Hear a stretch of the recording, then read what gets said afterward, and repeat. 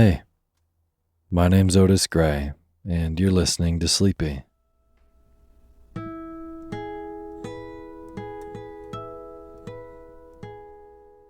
A podcast where I read old books to help you get to sleep. Tonight, I have another Halloween story for you, and I really enjoyed this one more than I thought. I think you're going to love it. And before we get to this spooky bedtime story, I want to thank all of our brand new patrons on patreon.com, which is a website where you can go and pledge a couple bucks for an ad-free version of Sleepy. So, tonight's wonderful new patrons: Mabel Zell, Katie Meyer, Taylor Boland, Cindy, Tim Coulson, Allie Bainan, Barry Chertoff, Nancy, Billy Boo, Ed, Mickey Wheels, and Elmira Casimir Franz.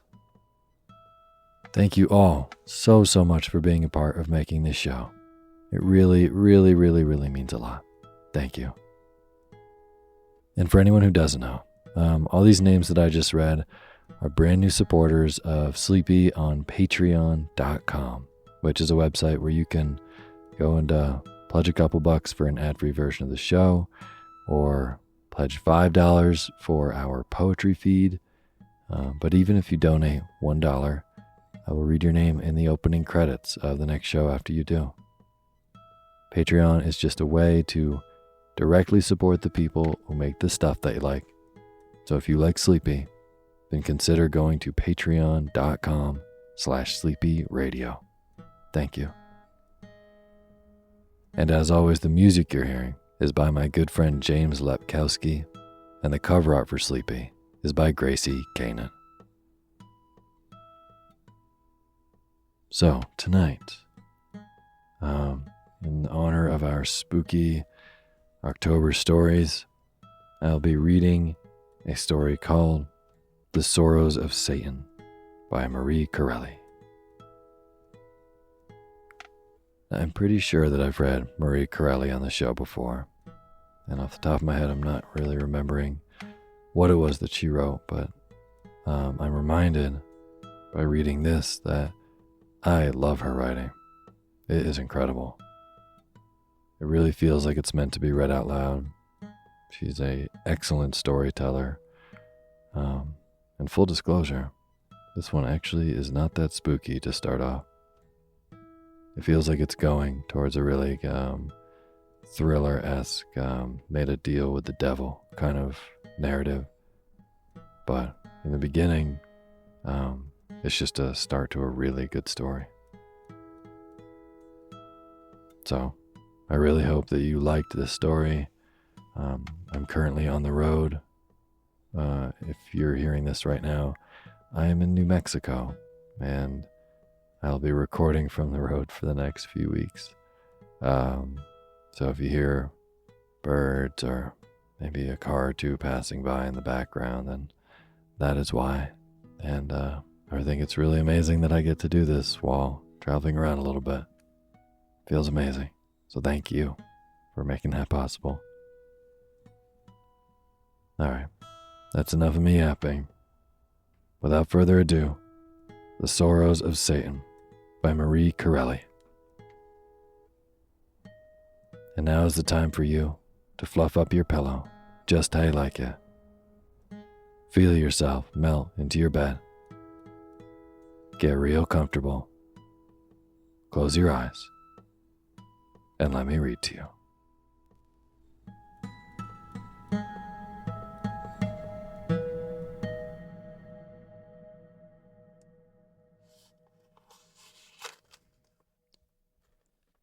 Chapter 1. Do you know what it is to be poor? Not poor with the arrogant poverty complained of by certain people who have 5,000 or 6,000 a year to live upon, and who yet swear they can hardly manage to make both ends meet, but really poor, downright, cruelly, hideously poor, with a poverty that is graceless, sordid, and miserable. Poverty that compels you to dress in your one suit of clothes till it is worn threadbare, that denies you clean linen on account of the ruinous charges of washerwomen, that robs you of your own self-respect and causes you to slink along the streets, vaguely abashed, instead of walking erect among your fellow men in independent ease. This is the sort of poverty I mean. This is the grinding curse that keeps down noble aspiration under a load of ignoble care. This is the moral cancer that eats into the heart of the otherwise well-intentioned human creature and makes him envious and malignant and inclined to the use of dynamite. When he sees the fat, idle woman of society passing by in her luxurious carriage, lolling back lazily, her face mottled with the purple and red signs of superfluous eating, when he observes the brainless and sensual man of fashion, smoking and dawdling away the hours in the park, as if all the world and all of its millions of hard workers were created solely for the casual diversion of the so-called upper classes. Then the good blood in him turns to gall, and his suffering spirit rises in fierce rebellion, crying out, "Why in God's name should this injustice be? Why should a worthless lounger have his pockets full of gold by mere chance and heritage, while I, toiling wearily from morn till midnight, can scarce afford myself a satisfying meal? Why indeed? Why should the wicked flourish like a green bay tree? I have often thought about it. Now, however, I believe I could help to solve the problem out of my own personal experience. But such an experience, who will credit it? Who will believe that anything so strange and terrific ever chanced to the lot of a mortal man? No one.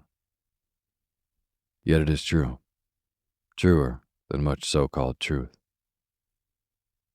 Moreover, I know that many men are living through many such incidents as have occurred to me, under precisely the same influence, conscious, perhaps, that they are in the tangles of sin, but too weak of will to break the net in which they have become voluntarily imprisoned.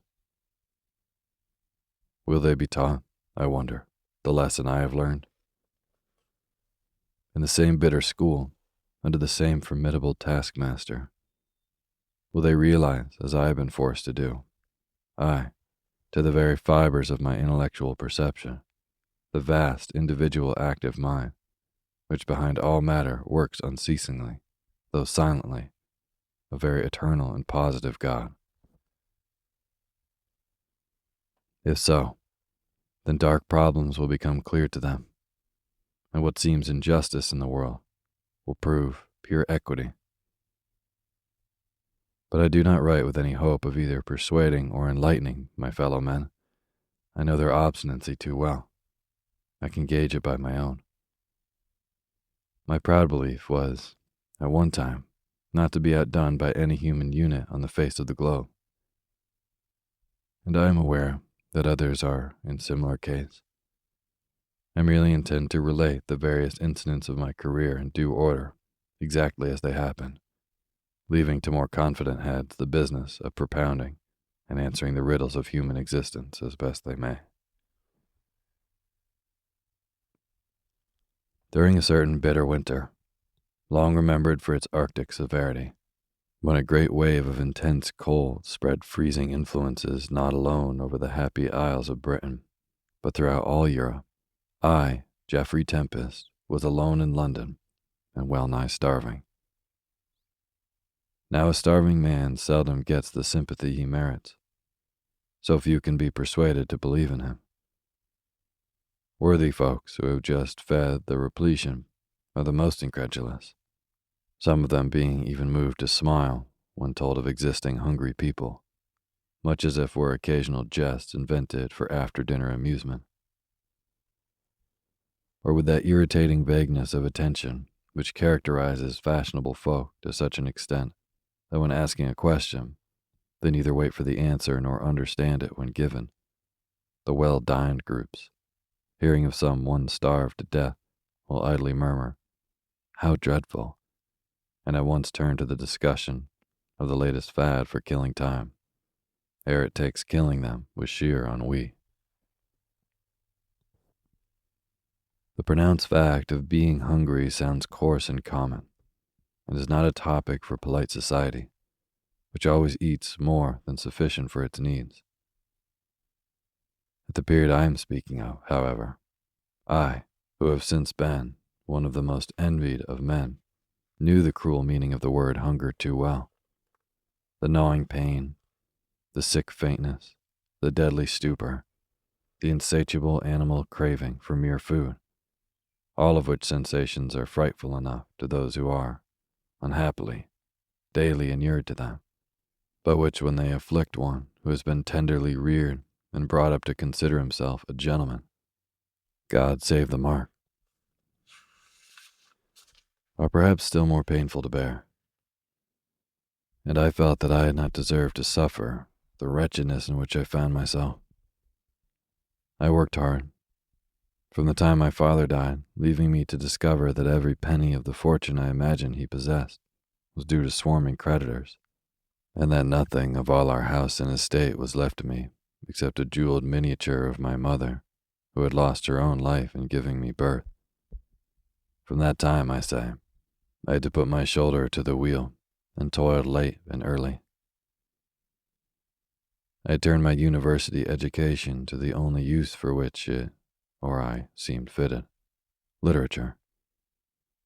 I had sought for employment on almost every journal in London, refused by many, taken on trial by some, but getting steady pay from none. Whoever seeks to live by brain and pen alone is, at the beginning of such a career, treated as a sort of social pariah. Nobody wants him. Everybody despises him. His efforts are derided. His manuscripts are flung back to him unread, and he is less cared for than the condemned murderer in gaol. The murderer is at least fed and clothed. A worthy clergyman visits him, and his gaoler will occasionally condescend to play cards with him. But a man gifted with original thoughts and the power of expressing them appears to be regarded by everyone in authority as much worse than the worst criminal, and all the jacks in office unite to kick him to death if they can. I took both kicks and blows in a sullen silence and lived on, not for the love of life, but simply because I scorned the cowardice of self-destruction. I was young enough not to part with hope too easily. The vague idea I had that my turn would come, that every circling wheel of fortune will perchance lift me up some day, as it now crushed me down, kept me just warily capable of continuing existence, though it was merely continuance and no more. For about 6 months, I got some reviewing work on a well-known literary journal. 30 novels a week were sent to me to criticize. I made a habit of glancing hastily at about 8 or 10 of them, and writing one column of rattling abuse concerning these thus casually selected.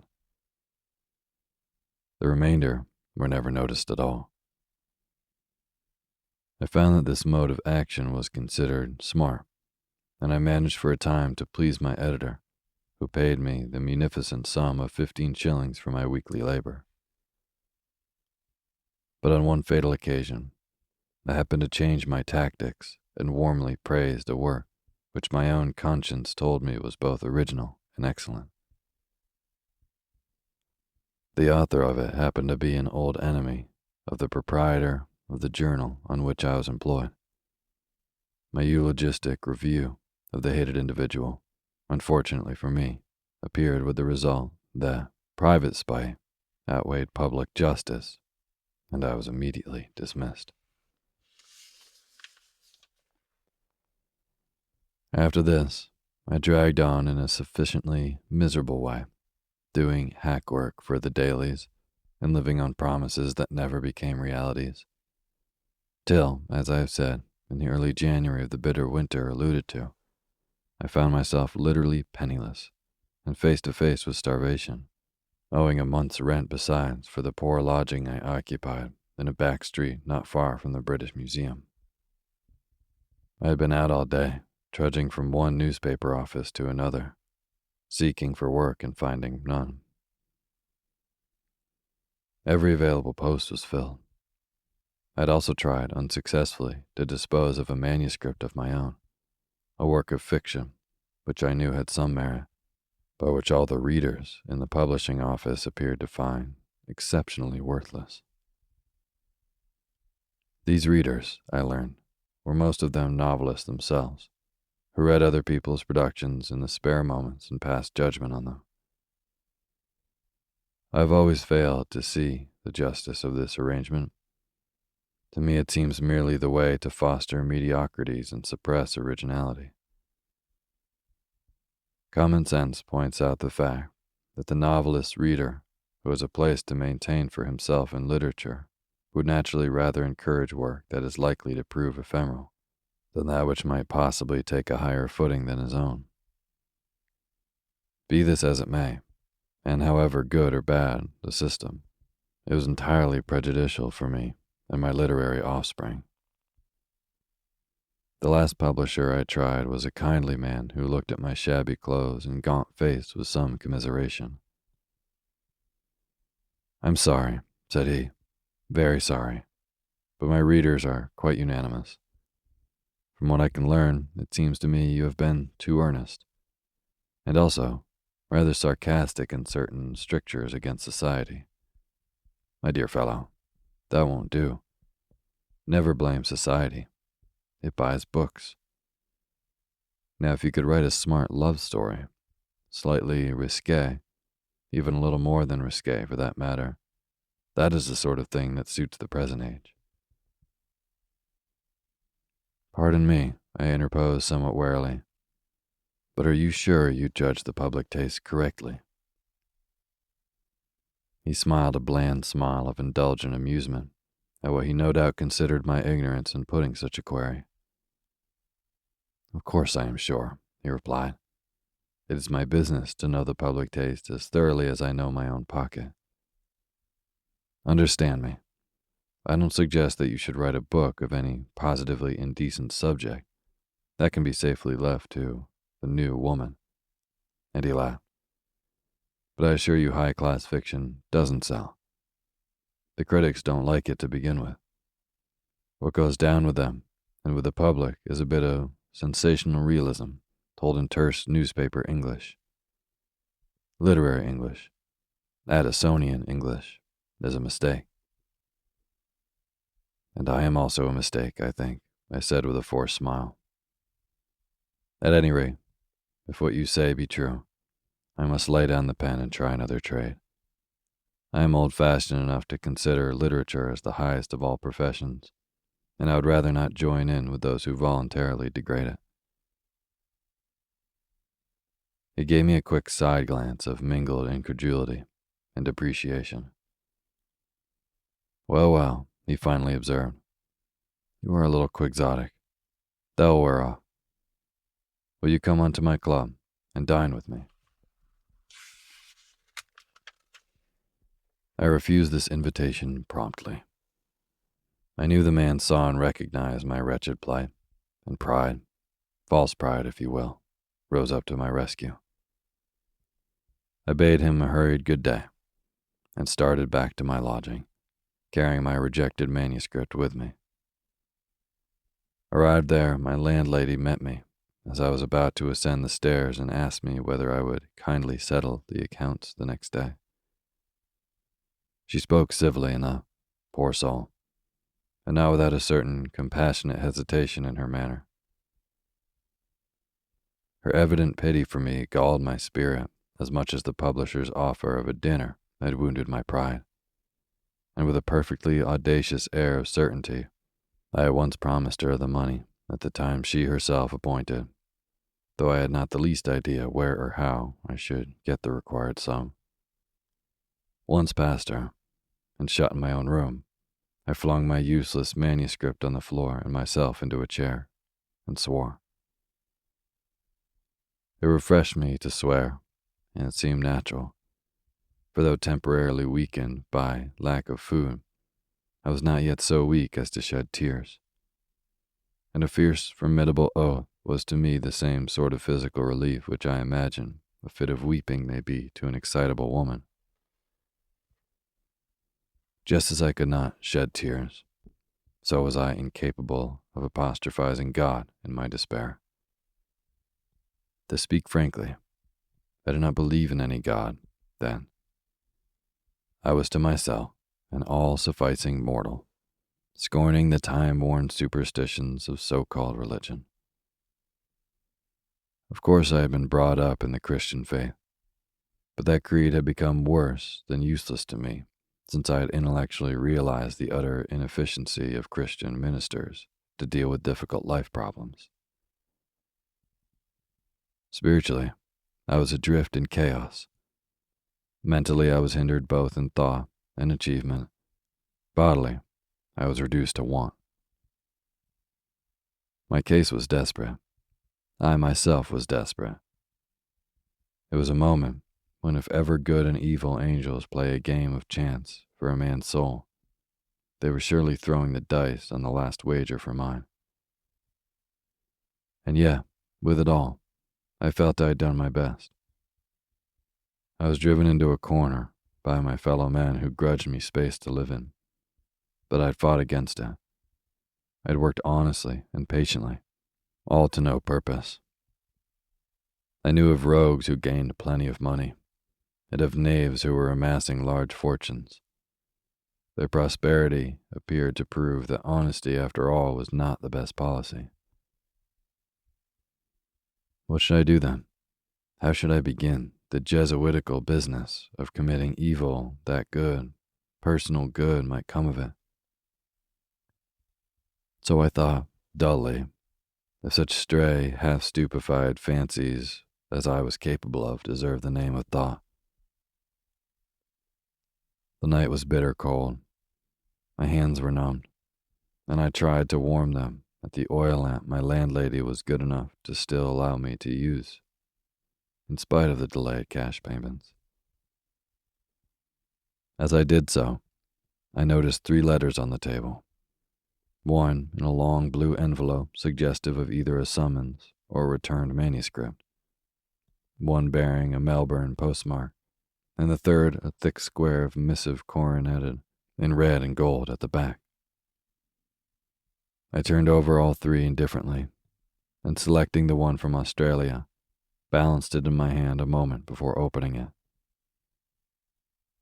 I knew from whom it came, and idly wondered what news it brought me. Some months previously, I had written a detailed account of my increasing debts and difficulties to an old college chum, who, finding England too narrow for his ambition, had gone out to the wider New World on a speculative quest of gold mining. He was getting on well, so I understood, and had secured a fairly substantial position, and I had therefore ventured to ask him point blank for the loan of £50. Here, no doubt, was his reply, and I hesitated before breaking the seal. Of course it will be a refusal, I said half aloud. However kindly a friend may otherwise be, he soon turns crusty if asked to lend money. He will express many regrets, accuse trade and the general bad times, and hope I will soon tide over. I know the sort of thing. Well, after all, why should I expect him to be different to the other men?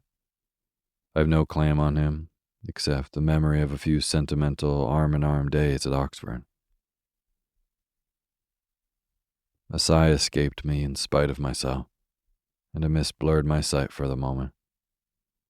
Again I saw the gray towers of peaceful Magdalen, and the fair green trees shading the walks in and around the dear old university town where I and the man, whose letter I now held in my hand, strolled about together as happy youths, fancying that we were young geniuses, born to regenerate the world. We were both fond of classics. We were brimful of Homer and the thoughts and maxims of all the immortal Greeks and Latins, and I verily believe in those imaginative days we thought we had in us, such stuff as heroes were made of. But our entrance into the social arena soon robbed us of our sublime conceit. We were common working units, no more. The grind and prose of daily life put Homer into the background, and we soon discovered that society was more interested in the latest unsavory scandal than in the tragedies of Sophocles or the wisdom of Plato. Well, it was no doubt extremely foolish of us to dream that we might help regenerate a world in which both Plato and Christ appear to have failed. Yet the most hardened cynic will scarcely deny that it is pleasant to look back to the days of his youth, if he can think that at least then, if only once in his life, he had noble impulses.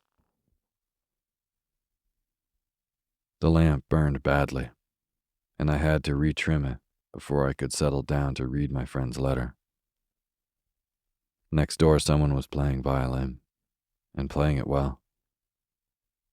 Tenderly, and yet with a certain amount of brio, the notes came dancing from the bow, and I listened vaguely pleased. Being faint with hunger, I was somewhat in a listless state, bordering on stupor, and the penetrating sweetness of the music appealing to the sensuous and aesthetic part of me, drowned for the moment mere animal craving. There you go, I murmured, apostrophizing the unseen musician, practicing away on that friendly fiddle of yours. No doubt for a mere pittance which barely keeps you alive. Possibly you are some poor wretch in a cheap orchestra, or you might even be a street player and be able to live in this neighborhood of the elite starving. You can have no hope whatever of being the fashion and making your bow before reality. Or if you have, the hope is widely misplaced. Play on, my friend. Play on. The sounds you make are very agreeable and seem to imply that you are happy. I wonder if you are, or if, like me, you are going rapidly to the devil. The music grew softer and more plaintive, and was now accompanied by the rattle of hailstones against the window panes. The gusty wind whistled under the door and roared down the chimney, a wind cold as the grasp of death and searching as a probing knife. I shivered, and bending close to the smoky lamp, prepared to read my Australian news. As I opened the envelope, a bill for £50 payable to me at a well-known London banker's fell upon the table. My heart gave a quick bound of mingled relief and gratitude. "Why, Jack, old fellow, I wronged you," I exclaimed. "Your heart is in the right place after all." And profoundly touched by my friend's ready generosity, I eagerly perused his letter. It was not very long, and had evidently been written off in haste. "Dear Jeff, I'm sorry to hear you are down on your luck. It shows what a crop of fools are still flourishing in London, when a man of your capability cannot gain his proper place in the world of letters and be fittingly acknowledged. I believe it's all a question of wire pulling, and money is the only thing that will pull the wires. Here's the 50 you asked for, and welcome. Don't worry about paying it back. I am doing you a good turn this year by sending you a friend, a real friend, mind you, no sham. He brings you a letter of introduction from me, and between ourselves, old man, you cannot do better than put yourself and your literary affairs entirely in his hands. He knows everybody, and is up to all the dodges of editorial management and newspaper clicks. He is a great philanthropist besides, and seems particularly fond of the society of the clergy. Rather a queer taste, you will say, but his reason for such preference is, as he has explained to me quite frankly, that he is so enormously wealthy that he does not know quite what to do with his money, and the reverend gentlemen of the church are generally ready to show him how to spend some of it. He is always glad to know some quarter where his money and influence. He is very influential, may be useful to others. He has helped me out of a very serious hobble, and I owe him a big debt of gratitude. I've told him all about you, what a smart fellow you are, and what a lot dear old alma mater thought of you. And he has promised to give you a lift up. He can do anything he likes, very naturally, seeing that the whole world of mortals, civilization, and the rest is subservient to the power of money, and his stock of cash appears to be limitless. Use him. He is willing and ready to be used. And write, and let me know how you get on. Don't bother about the 50 till you feel you have tided over the storm. Ever yours, Boffles. I laughed as I read the absurd signature, though my eyes were dim with something like tears. Boffles was the nickname given to my friend by several of our college companions, and neither he nor I knew how it first arose. But no one except the Dons ever addressed him by his proper name, which was John Carrington. He was simply Boffles, and Boffles he remained even now for all those who had been his intimates. I refolded and put his letter and the draft for the 50 pounds, and with a passing vague wonder as to what manner of man the philanthropist might be who had more money than he knew what to do with, I turned to the consideration of my other 2 correspondents, relieved to feel that, now, whatever happened, I could settle up appears with my landlady the next day, as I had promised.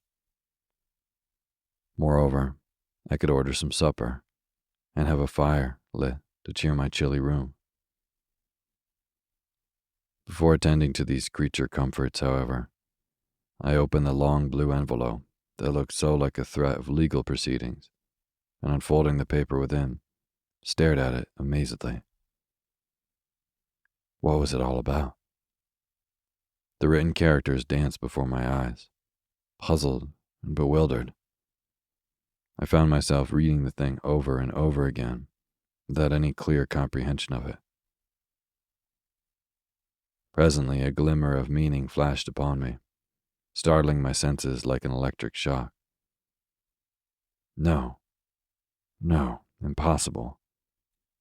Fortune never could be so mad as this, never so wildly capricious and grotesque of humor. It was some senseless hoax that was being practiced upon me.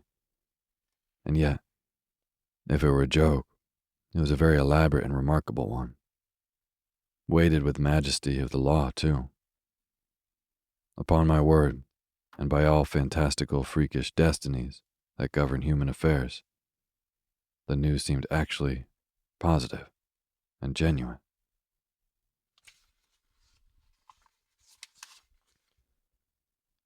Chapter 2.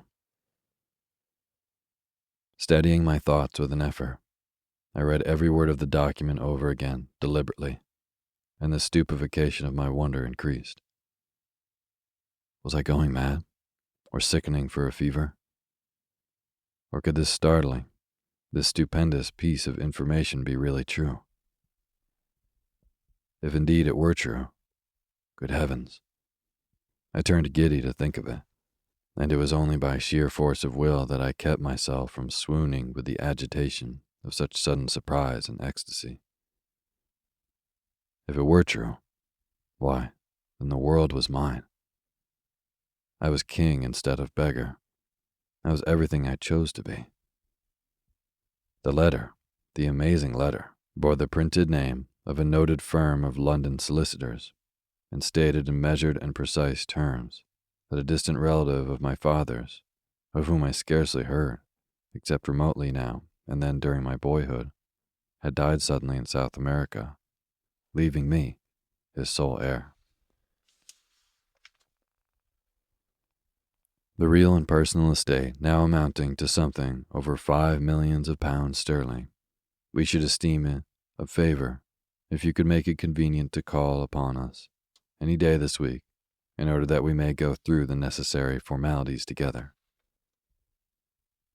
The larger bulk of the cash is lodged in the Bank of England, and a considerable amount is placed in French government securities. We should prefer going into further details with you personally rather than by letter. Trusting you will call us without delay, we are, sir, yours obediently. 5 millions. I, the starving literary hack, the friendless, hopeless, almost reckless hunter of low newspaper dens. I, the professor of over £5 million sterling.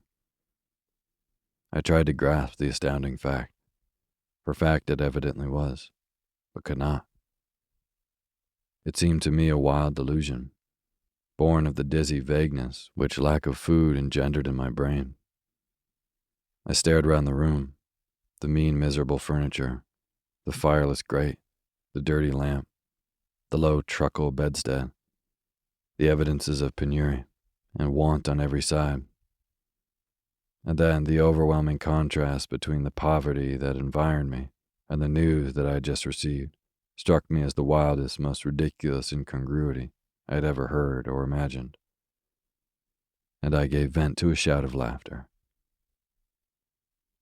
Was there ever such a caprice of mad fortune? I cried aloud. Who would have imagined it? Good God, I of all men in the world, to be suddenly chosen out for this luck. By heaven, if it is all true, I'll make society spin round like a top on my hand before I am many months older. And I laughed aloud again, laughed just as I had previously sworn, simply by way of relief to my feelings. Someone laughed in answer, a laugh that seemed to echo mine. I checked myself abruptly, somewhat startled, and listened. Rain poured outside, and the wind shrieked like a petulant stew. The violinist next door was practicing a brilliant roulade up and down his instrument, but there were no other sounds than these. Yet I could have sworn I heard a man's deep-chested laughter close behind me where I stood. It must have been my fancy, I murmured, turning the flame of the lamp up higher in order to obtain more light in the room. I'm nervous, I suppose. No wonder. Poor Boffles, good old chap, I continued, remembering my friend's draft for £50, which had seemed such a godsend a few minutes since. What a surprise is in store for you. You shall have your loan back as promptly as you sent it, with an extra 50 added by way of interest for your generosity. And as for the new Maecenas you are sending to help me over my difficulties, well, he may be a very excellent old gentleman, but he will find himself quite out of his element this time. I want neither assistance, nor advice, nor patronage. I can buy them all. Titles, honors, possessions, they are all purchasable. Love, friendship, position, they are all for sale in this admirably commercial age, and go to the highest bidder. By my soul, the wealthy philanthropist will find it difficult to match me in power. He will scarcely have more than 5 millions to waste, I warrant. And now for supper, I shall have to live on credit till I get some ready cash, and there is no reason why I should not leave this wretched hole at once and go to one of the best hotels and swagger it. I was about to leave the room on the swift impulse of excitement and joy, when a fresh and violent gust of wind roared down the chimney, bringing with it a shower of soot, which fell in a black heap on my rejected manuscript, where it lay forgotten on the floor, as I had despairingly thrown it. I hastily picked it up and shook it free from the noisome dirt, wondering as I did so, what would be its fate now? Now, when I could afford to publish it myself, and not only publish it, but advertise it, and not only advertise it, but push it, in all the crafty and cautious ways known to the inner circles of booming. I smiled as I thought of the vengeance I would take on all those who had scorned and slighted me in my labor, and how they should cower before me, how they should fawn at my feet like whipped curs and whine their fulsome adulation. Every stiff and stubborn neck should bend before me. This I resolved upon, for though money does not always conquer everything, it only fails when it is money apart from brains. Brains and money together can move the world. Brains can very frequently do this aloud, I without money, of which serious and proved fact those who, I have no brain, should beware, full of ambitious thought. I now and then caught wild sounds from the violin that was being played next door, notes like sobbing cries of pain, and anon rippling runs like a careless woman's laughter. And all at once, I remembered I had not yet opened the third letter addressed to me, the one coroneted in scarlet and gold, which had remained where it was on the table, almost unnoticed till now. I took it up and turned it over with an odd sense of reluctance in my fingers, which were slow at the work of tearing the thick envelope asunder. Drawing out an equally thick small sheet of notepaper, also coroneted, I read the following lines written in an admirably legible, small and picturesque hand. Dear Sir, I am the bearer of a letter of introduction to you from the former college companion, Mr. John Harrington, now of Melbourne, who has been good enough to thus give me the means of making the acquaintance of one who I understand is more than exceptionally endowed with the gift of literary genius. I shall call upon you this evening between 8 and 9 o'clock, trusting to find you at home and disengaged. I enclose my card and present address, and beg to remain, very faithfully yours, Lucio Jimenez. The card mentioned dropped on the table as I finished reading the note.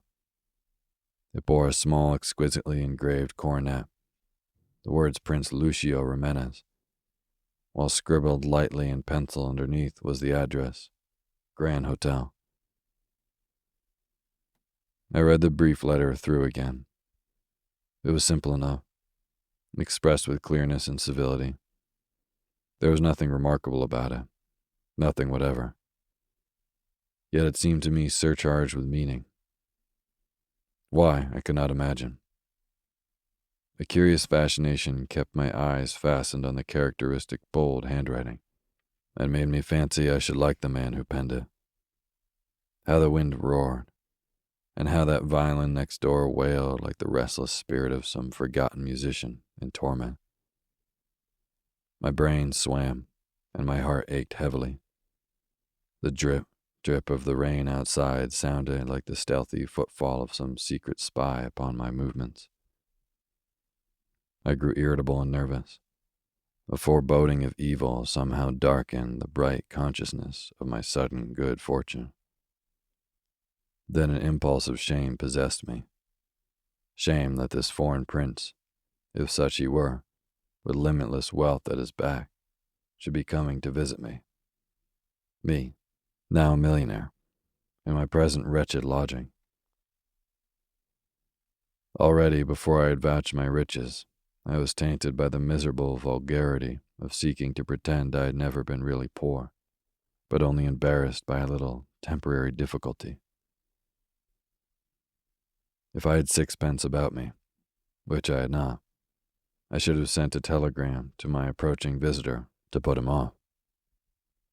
But in any case, I said aloud, addressing myself to the empty room and storm echoes, I will not meet him tonight. I'll go out and leave no message, and if he comes he will think I have not yet had his letter. I can make an appointment to see him when I am better lodged, and dressed more in keeping with my present position. In the meantime, nothing is easier than to keep out of this would-be benefactor's way. As I spoke, the flickering lamp gave a dismal crackle and went out, leaving me in pitch darkness. With an exclamation more strong than reverent, I groped about the room for matches, or, failing them, for my hat and coat, and I was still engaged in a fruitless and annoying search when I caught a sound of galloping horses' hooves coming to an abrupt stop in the street below. Surrounded by black gloom, I paused and listened. There was a slight commotion in the basement. I heard my landlady's accents attuned to nervous civility, mingling with the mellow tones of a deep masculine voice. Then steps, firm and even, ascended the stairs to my landing. "The devil is in it," I muttered vexedly. "Just like my wayward luck. Here comes the very man I intended to avoid." Hey, my name's Otis Gray, and you're listening to Sleepy.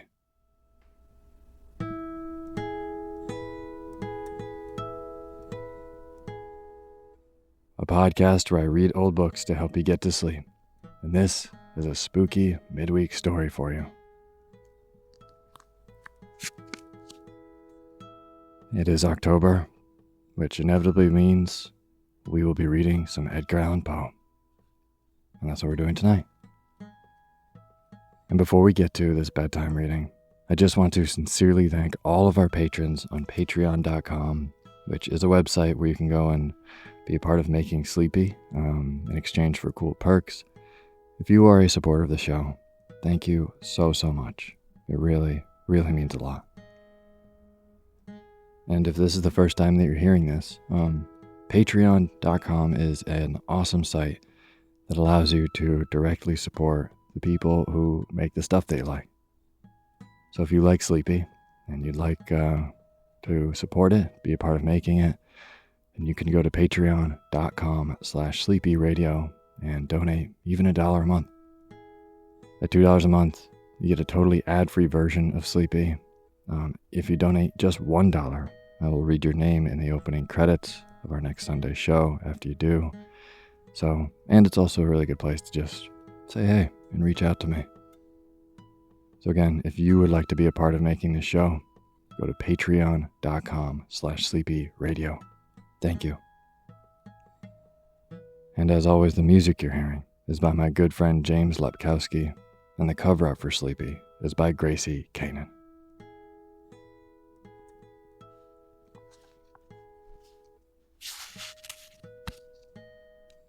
Well, tonight, I will be reading, of course, an Edgar Allan Poe short story for this spooky October. This one is not only a kind of spooky, phantasmagoric story, but it's also really silly. And it's actually part of the collection, The Best American Humorous Short Stories. It just feels like Poe had a lot of fun writing this. It's really ridiculous, and it's about this very goofy angel that comes to visit this man, and he speaks in a French or German accent, of which I butchered. So I hope you can still go to sleep while I do that. But it's a very goofy, funny, spooky tale. I really liked reading it, so I really hope that you like falling asleep to it. Stay tuned for more spooky stories this October.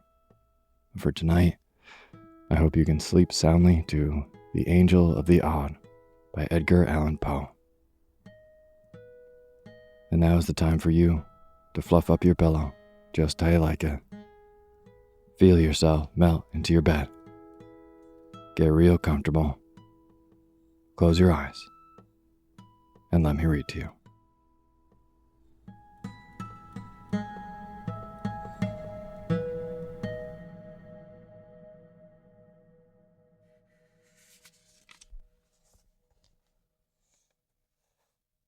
It was a chilly November afternoon. I just consummated an unusually hearty dinner, of which the dyspeptic truffle formed not the least important item, and was sitting alone in the dining room with my feet upon the fender, and at my elbow a small table which I had rolled up to the fire, and upon which were some apologies for dessert, with some miscellaneous bottles of wine, spirit, and liqueur. In the morning I had been reading Glover's Leonidas, Wilkie's Epigoniad, Lamartine's Pilgrimage, Barlow's Columbia, Tuckerman's Sicily, and Griswold's Curiosities. I am willing to confess, therefore, that I now felt a little stupid. I made effort to arouse myself by frequent aid of Lafitte, and all failing, I betook myself to a stray newspaper in despair. Having carefully perused the column of houses to let, and the column of dogs lost, and then the columns of wives and apprentices run away, I attacked with great resolution the editorial matter, and reading it from beginning to end without understanding a syllable, conceived the possibility of its being Chinese, and so reread it from the end to the beginning, but with no more satisfactory result. I was about throwing away in disgust when I felt my attention somewhat aroused by the paragraph which follows. The avenues to death are numerous and strange. A London paper mentions the decease of a person from a singular cause. He was playing at Puff the Dart, which is played with a long needle inserted in some worsted and blown at the target through a tin tube. He placed the needle at the wrong end of the tube, and drawing his breath strongly to puff the dart forward with force, drew the needle into his throat. It entered the lungs, and in a few days killed him. Upon this, I fell into a great rage, without exactly knowing why. "This thing," I exclaimed, "is a contemptible falsehood, a poor hoax, the lees of the invention and of the pitiable penny a liner, of some wretched concocter of accidents and cocaine. These fellows, knowing the extravagant gullibility of the age, set their wits to work in the imagination of improbable possibilities, of odd accidents, as they term them. But to a reflecting intellect like mine," I added, in parentheses, putting my forefinger unconsciously to the side of my nose, "to a contemplative understanding such as I myself possess, it seems evident at once that the marvelous increase of late in these odd accidents is by far the oddest accident of all. For my part, I intend to believe nothing henceforward that has anything of the singular about it." "Mein Gott, damn, vada cool you beast for that," replied one of the most remarkable voices I ever heard. At first, I took it for a rumbling in my ears, such as a man sometimes experiences when getting very drunk. But upon second thought, I considered the sound as more nearly resembling that which proceeds from an empty barrel beaten with a big stick, and in fact, this I should have concluded it to be, but for the articulation of the syllables and words. I am by no means naturally nervous, and the very few glasses of Lafitte which I had sipped served to embolden me a little, so that I felt nothing of trepidation, but merely uplifted my eyes with a leisurely movement and looked carefully around the room for the intruder. I could not, however, perceive anyone at all. "Humph," resumed the voice as I continued my survey. "You must be so drunk as the pig down, for not see me as I sit here at your side." Hereupon I bethought me of looking immediately before my nose, and there, sure enough, confronting me at the table sat a personage nondescript, although not altogether indescribable. His body was a wine pipe, or a rum puncheon, or something of that character, and had a truly Falstaffian air. In its nether extremity were inserted 2 kegs, which seemed to answer all the purposes of legs. For arms there dangled from the upper portion of the carcass 2 tolerably long bottles with the necks outward for hands. All the head that I saw the monster possessed of was 1 Hessian canteens which resemble a large snuff box with a hole in the middle of the lid. This canteen, with a funnel on its top like a cavalier cap slouched over the eyes, was set on edge upon the puncheon, with the hole toward myself, and through this hole, which seemed puckered up like a mouth of a very precise old maid, the creature was emitting certain rumbling and grumbling noises which he evidently intended for intelligible talk. I say, said he, you must be drunk as a pig, for to sit there and not see me sit here. And I say, do, you must be pigger vool as de goose, for to disbelieve that is print into print. 'Tis the truth, that it is, every word of it. Who are you, pray? Said I with much dignity, although somewhat puzzled. How did you get here? And what is it you were talking about? As for how I come here, replied the figure, that is none of your business. As for that I be talking about what I think proper. And as for who I be, why, that is the very thing I come here to let you see for yourself. You are a drunken vagabond, said I, and I shall ring the bell and order my footmen to kick you into the street. He, said the fellow. Hoo, that you can't do. Can't do, said I. What do you mean? I can't do what? Ring the bell, he replied, attempting a grin with his little villainous mouth. Upon this I made an effort to get up in order to put my threat into execution, but the ruffian just reached across the table very deliberately, and hitting me a tap on the forehead with the neck of one of the long bottles, knocked me back into the armchair from which I had half arisen. I was utterly astounded, and for a moment was quite at a loss what to do. In the meantime, he continued his talk. You see, said he, it is the best for a sit still, and now you shall know who I be. Look at me. See, I am the angel of the odd. And odd enough, too, I ventured to reply, but I was always under the impression that an angel had wings. The wing, he cried, highly incensed. That I be do mit the wing? Mein God, do you take me for a chicken? No, oh no, I replied, much alarmed. You are no chicken, certainly not. Well then, sit still and behave yourself, or I'll rap you again, min me vis. It is to chicken to have a wing, and to owl to have a wing, and to him have a wing, and to head tuffle have a wing. The angel have not the wing, and I am the angel of the odd. And your business with me at present is... My business, ejaculated the thing.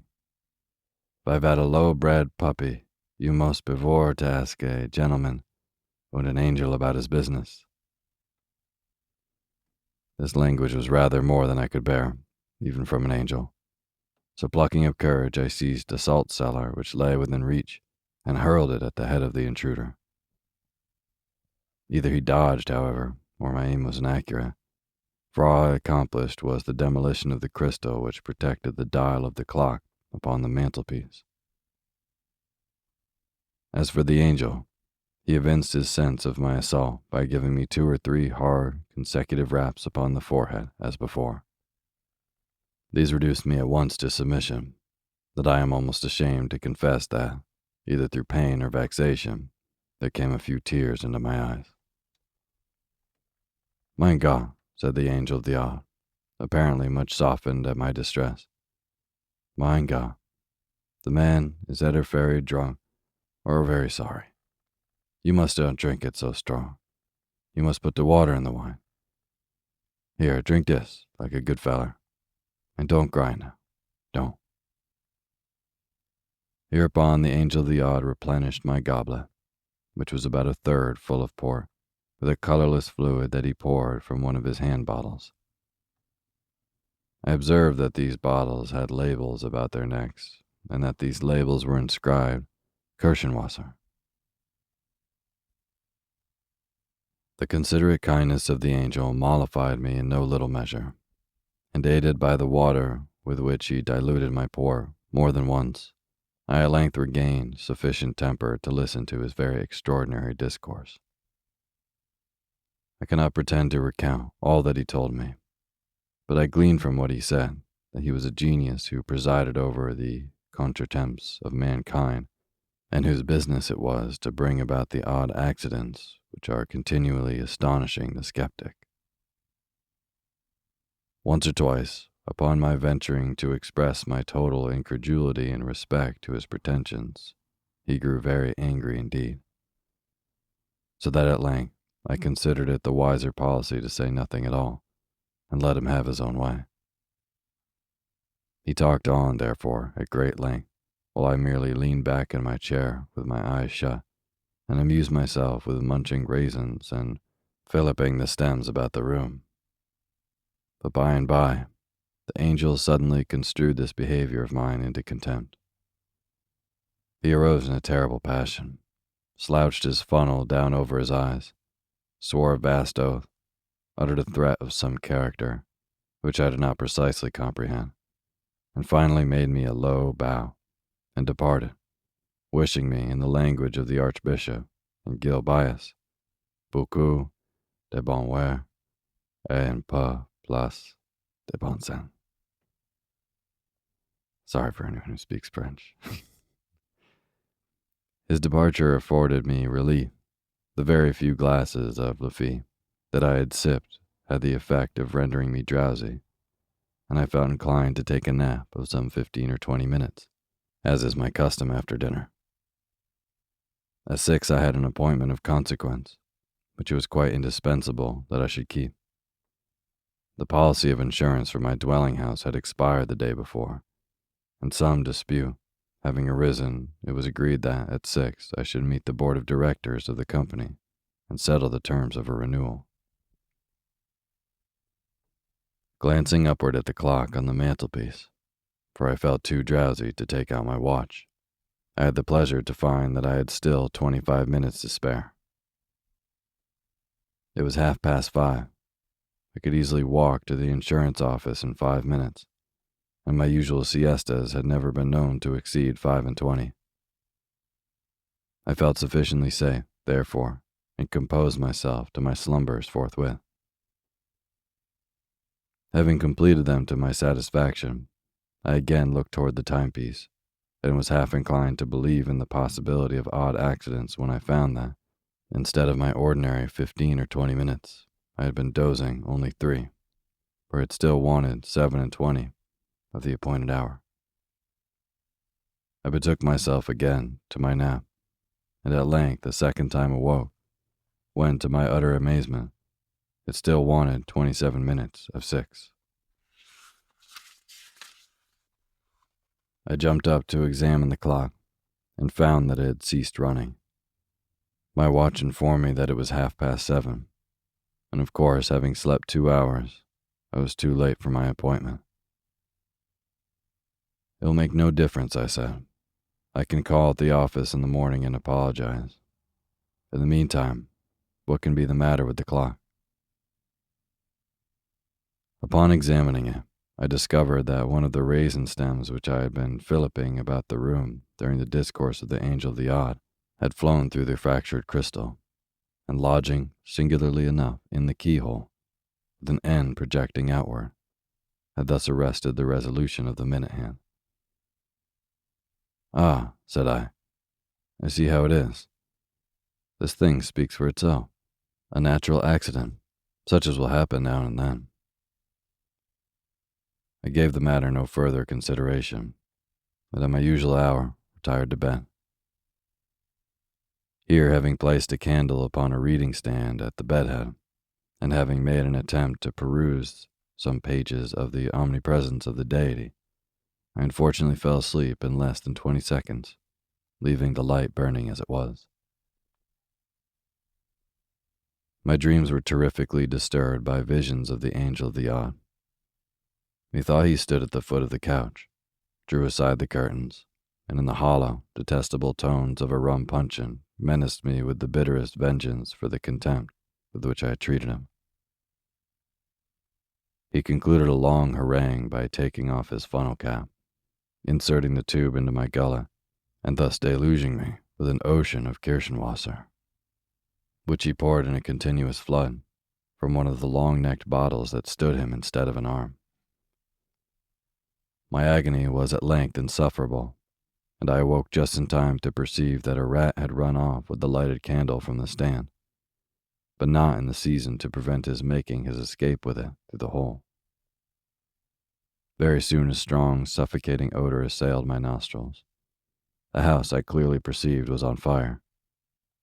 In a few minutes the blaze broke forth with violence. In an incredibly brief period, the entire building was wrapped in flames.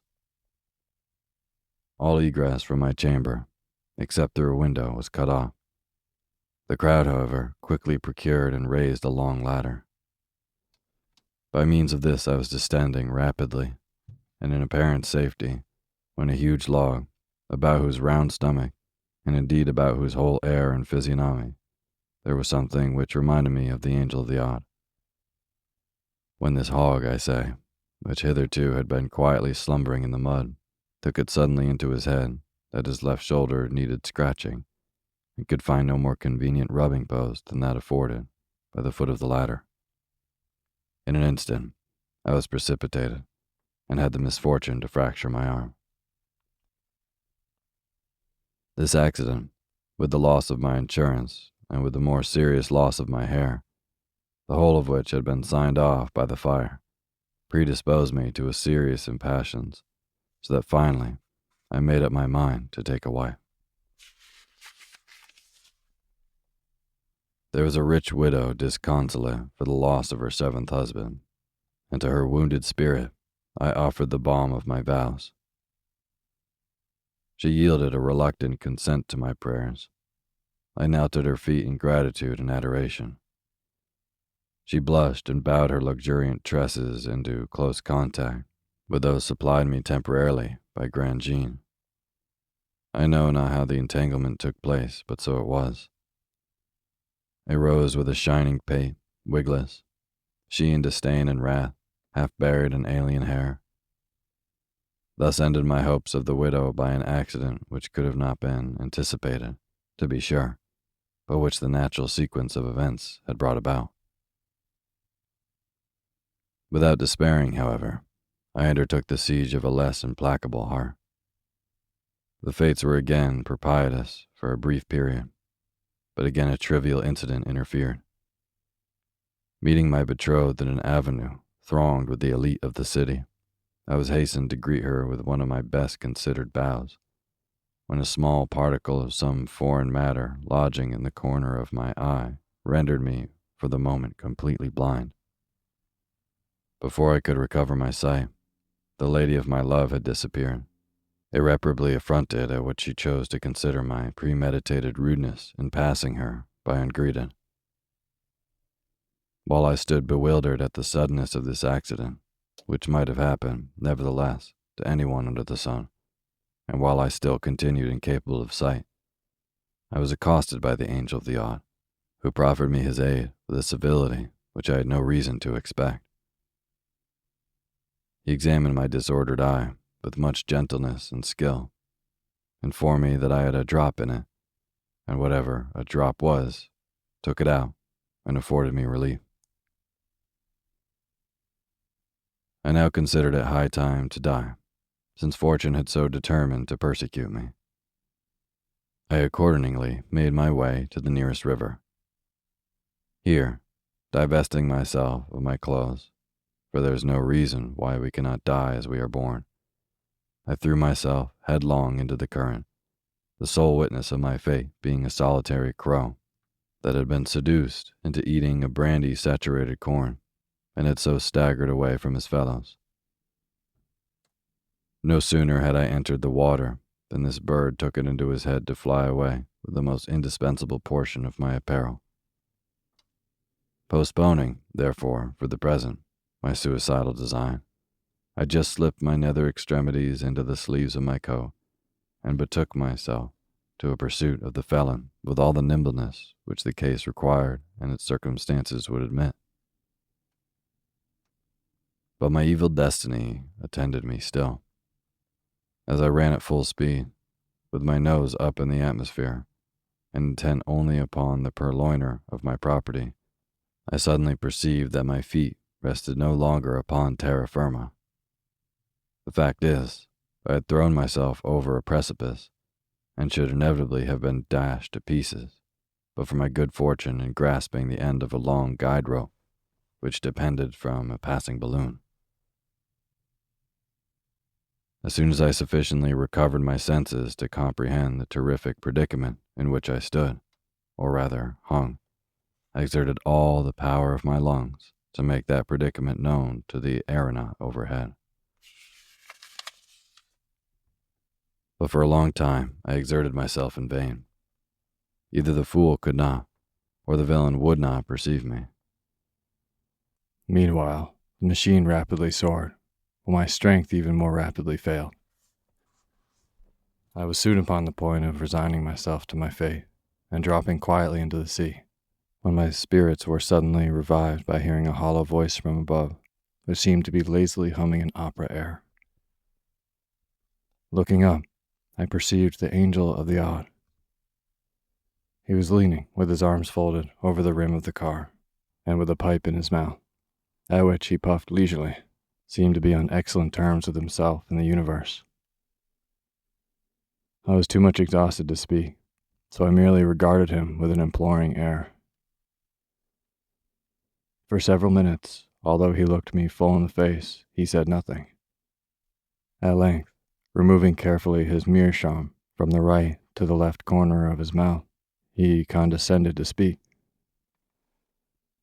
"Who be you?" he asked, "and what der Teufel you pay du der?" To this piece of impudence, cruelty, and affectation, I could reply only by ejaculating the monosyllable, "Help!" "Help!"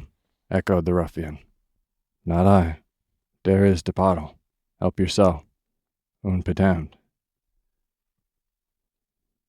With these words, he let fall a heavy bottle of Kirschenwasser, which, dropping precisely upon the crown of my head, caused me to imagine that my brains were entirely knocked out.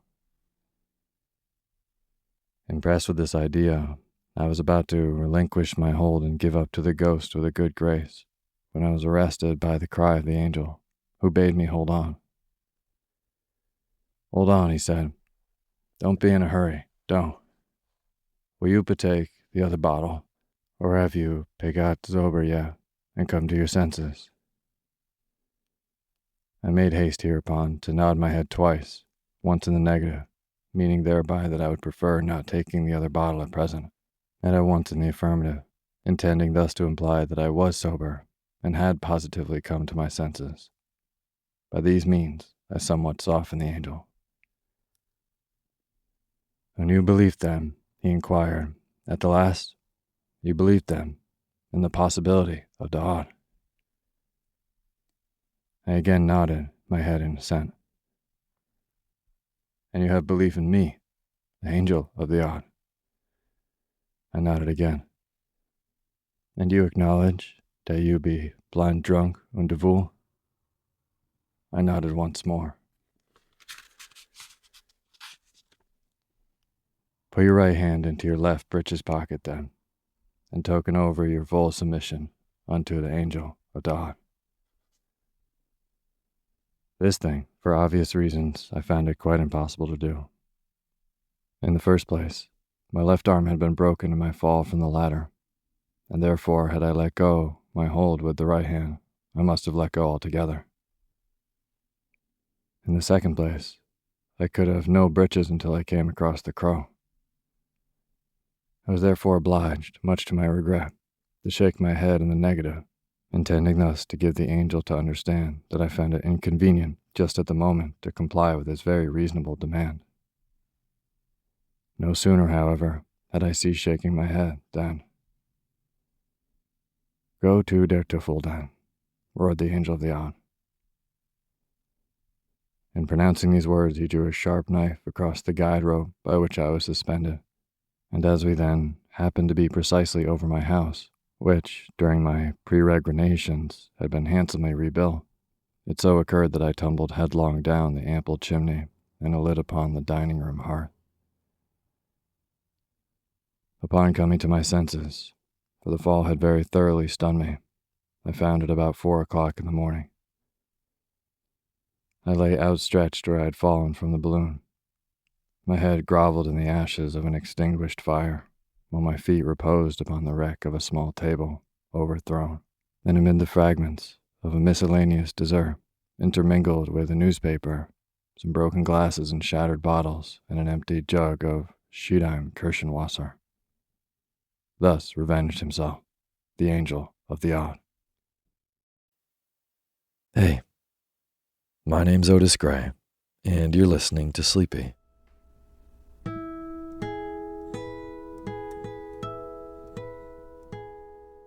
The podcast where I read old books to help you get to sleep. And this is a spooky midweek bedtime story for you.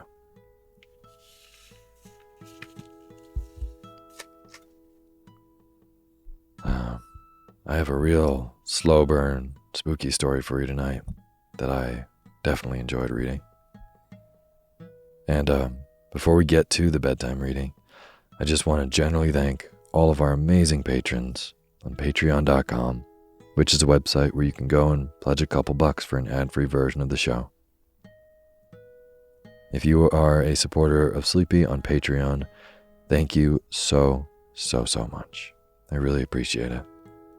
And if you don't know, patrons of Sleepy, they just help support the show. It's just a place where you can directly support the people who make the stuff that you like. So if you'd like to be a supporter of Sleepy, in exchange for cool perks, including having your name read on the opening credits of our next Sunday show after you donate, which only takes $1, you can go to patreon.com/sleepyradio. Thank you. And as always, the music you're hearing is by my good friend James Lepkowski, and the cover art for Sleepy is by Gracie Kanan.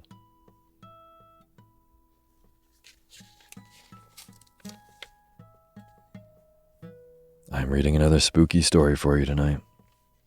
This one was especially creepy because it doesn't start off creepy, and then it progressively does become that. I'm actually recording this in a canyon in New Mexico, right outside Taos. I need to find remote places to record when I'm traveling, and this is pretty darn remote. It really is just this little dirt road that went into this canyon, and the river is going nearby. No one else around. Pretty wild place to be recording a spooky story. Well, I really hope that you like this scary story tonight. It's by M.R. James, who I have not read on the show before, but I'll be reading some more of him in the coming weeks and months because I really love his writing. So tonight, I hope you can fall asleep to this spooky slow burn tale of Lost Hearts by M.R. James. And now is the time for you to fluff up your pillow just how you like it. Feel yourself melt into your bed. Get real comfortable. Close your eyes and let me read to you.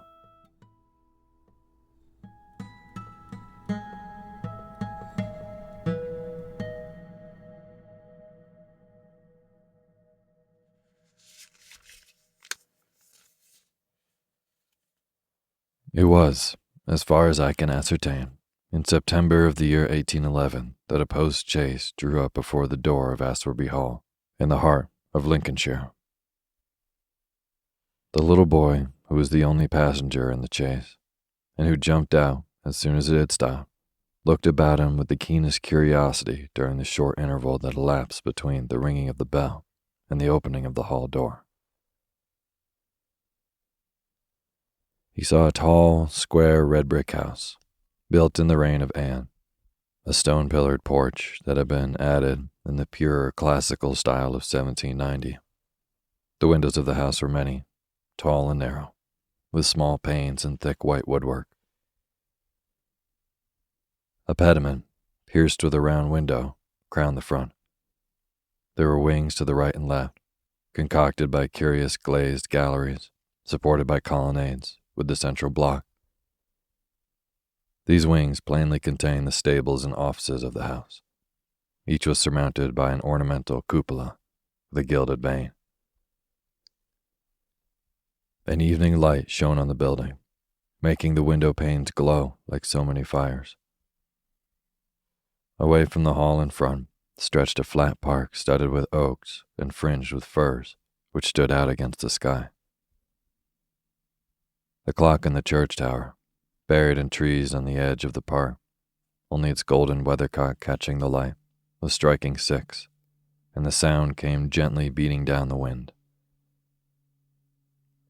It was altogether a pleasant impression, though tinged with the sort of melancholy appropriate to an evening in early autumn, that was conveyed to the mind of the boy who was standing in the porch waiting for the door to open to him. The post-chaise had brought him from Warwickshire, where, some 6 months before, he had been left an orphan. Now, owing to the generous offer of his elderly cousin, Mr. Abney, he had come to live at Aswarby. The offer was unexpected, because all who knew anything of Mr. Abney looked upon him as somewhat an austere recluse, into whose steady-going household the advent of a small boy would import a new, and it seemed incongruous element. The truth is that very little was known of Mr. Abney's pursuits or temper. The professor of Greek at Cambridge had been heard to say that no one knew more of the religious beliefs of the later pagans than did the owner of Aswarby. Certainly his library contained all the then available books bearing on the mysteries, the Orphic poems, the worship of Mithras, and the Neoplatonists. In the marble-paved hall stood a fine group of Mithras slaying a bull, which had been imported from the Levant at great expense by the owner. He had contributed a description of it to the Gentleman's Magazine, and he had written a remarkable series of articles in the Critical Museum on the superstitions of the Romans of the Lower Empire. He was looked upon, in fine, as a man wrapped up in his books, and it was a matter of great surprise among his neighbors that he should ever have heard of his orphan cousin, Stephen Elliott, much more that he should have volunteered to make him an inmate of Aswarby Hall. Whatever may have been expected by his neighbors, it is certain that Mr. Abney, the tall, the thin, the austere, seemed inclined to give his young cousin a kindly reception. The moment the front door was open, he darted out of his study, rubbing his hands with delight. "How are you, my boy? How are you? How old are you?" said he. "That is, you are not too much tired, I hope, by your journey to eat your supper." "No, thank you, sir," said Master Elliott. "I am pretty well." "That's a good lad," said Mr. Abney. "And how old are you, my boy?" It seemed a little odd that he should have asked the question twice in the first 2 minutes of their acquaintance. "I'm 12 years old next birthday, sir," said Stephen. "And when is your birthday, my dear boy?" 11th of September, eh? That's well. That's very well. Nearly a year hence, isn't it? I like to get these things down in my book. Sure it's 12. Certain? Yes, quite sure, sir. Well, take him to Mrs. Bunch's room, Parks, and let him have his tea, supper, whatever it is. Yes, sir, answered the staid Mr. Parks, and conducted Stephen to the lower regions. Mrs. Bunch was the most comfortable and human person whom Stephen had as yet met in Aswarby. She made him completely at home. They were great friends in a quarter of an hour, and great friends they remained. Mrs. Bunch had been born in the neighborhood some 55 years before the day of Stephen's arrival, and her residence at the Hall was of 20 years' standing. Consequently, if anyone knew the ins and outs of the house and the district, Mrs. Bunch knew them. and she was by no means disinclined to communicate her information. Certainly there were plenty of things about the hall and the hall gardens which Stephen, who was of an adventurous and inquiring turn, was anxious to have explained to him. Who built the temple at the end of the Laurel Walk? And who was the old man whose picture hung on the staircase, sitting at a table, with a skull under his hand? These and many similar points were cleared up by the resources of Mrs. Bunch's powerful intellect. There are others, however, of which the explanations furnished were less satisfactory. One November evening, Stephen was sitting by the fire in the housekeeper's room, reflecting on his surroundings. "Is Mr. Abney a good man? And will he go to heaven?" he suddenly asked, with the peculiar confidence which children possess in the ability of their elders to settle these questions, the decision of which is believed to be reserved for other tribunals. "Good. Bless the child," said Mrs. Bunch. "Master's a kind soul as I ever see. Didn't I ever tell you of the little boy as he took in out of the street, as you may say, this 7 years back, and the little girl 2 years after I first come here?" "No. Do tell me about them, Mrs. Bunch. Now, this minute." "Well," said Mrs. Bunch, "the little girl I don't seem to recollect so much about. I know Master brought her back with him on his walk one day, and give orders to Mrs. Ellis, as was housekeeper then, as she should be took every care with. And the poor child hadn't no one belonging to her. She tell me so her own self. And here she lived with us, matter of 3 weeks it might be. And then, whether she were something of a gypsy in her blood or what not, but one morning, she out of her bed afore any of us had opened an eye, and neither track nor yet trace of her have I set eyes on since. Master was wonderful put about, and had all the ponds dragged, but it's my belief she was away by them gypsies, for there was singing around the house for as much as an hour the night that she went. And Parks, he declares he heard them a-calling in the woods all that afternoon. Dear, dear, a odd child she was, so silent in her ways and all, but I was wonderful taken up with her. So domesticated she was. Surprising." "And what about the little boy?" said Stephen. "Ah, that poor boy," sighed Mrs. Bunch. "He was a foreigner. Giovanni, he called himself. And he came a-tweaking this hurdy-gurdy round and about the drive one winter day. And Master had him in that minute.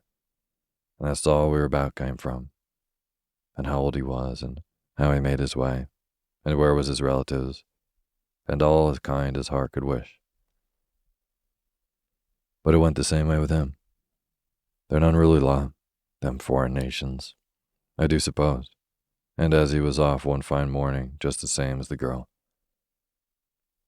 Why he went and what he done was our question for as much as a year after, for he never took his hurdy-gurdy, and there it lays on the shelf." The remainder of the evening was spent by Stephen in miscellaneous cross-examination of Mrs. Bunch in an effort to extract a tune from the hurdy-gurdy. That night, he had a curious dream. At the end of the passage at the top of the house, in which his bedroom was situated, there was an old disused bathroom. It was kept locked, but the upper half of the door was glazed, and since the muslin curtains which used to hang there had long been gone, you could look in and see the lead-lined bath affixed to the wall on the right hand, with its head towards a window. On the night of which I am speaking, Stephen Elliott found himself, as he thought, looking through the glazed door. The moon was shining through the window, and he was gazing at a figure which lay in the bath. His description of what he saw reminds me of what I once beheld myself in the famous vaults of St. Michan's Church in Dublin, which possessed the horrid property of preserving corpses from decay for centuries. A figure inexpressibly thin and pathetic, of a dusty leaden color, enveloped in a shroud-like garment, the thin lips crooked into a faint and dreadful smile, the hands pressed tightly over the region of the heart. As he looked upon it, a distant, almost inaudible moan seemed to issue from its lips, and the arms began to stir. The terror of the sight forced Stephen backwards, and he awoke to the fact that he was indeed standing on the cold boarded floor of the passage in the full light of the moon. With a courage which I do not think can be common among boys of his age, he went to the door of the bathroom to ascertain if the figure of his dream were really there. It was not, and he went back to bed. Mrs. Bunch was much impressed next morning by his story, and went so far as to replace the muslin curtain over the glazed door of the bathroom. Mr. Abney, moreover, to whom he confided his experiences at breakfast, was greatly interested, and made notes of the matter in what he called his book. The spring equinox was approaching, as Mr. Abney frequently reminded his cousin, adding that this had always been considered by the ancients to be a critical time for the young. That Stephen would do well to take care of himself, and to shut his bedroom window at night, and that Censorinus had some valuable remarks on the subject. Two incidents that occurred about this time made an impression upon Stephen's mind. The first was after an unusually uneasy and oppressed night that he had passed, though he could not recall any particular dream that he had had. The following evening, Mrs. Bunch was occupying herself in mending his nightgown. "Gracious me, Master Stephen," she broke forth rather irritably. "How do you manage to tear your night-dress all flinders this way? Look here, sir, what trouble you do give to poor servants that have to darn and mend after you." There was indeed a most destructive and apparently wanton series of slit scorings in the garment, which would undoubtedly require a skillful needle to make good. They were confined to the left side of the chest, long parallel slits, about 6 inches in length, some of them not quite piercing the texture of the linen. Stephen could only express his entire ignorance of their origin. He was sure they were not there the night before. "But," he said, "Mrs. Bunch, they are just the same as the scratches on the outside of my bedroom door, and I'm sure I never had anything to do with making them." Mrs. Bunch gazed at him open-mouthed, then snatched up a candle, departed hastily from the room, and was heard making her way upstairs. In a few minutes, she came down. "Well," she said, "Master Stephen, it's a funny thing to me how the marks and scratches came to be there.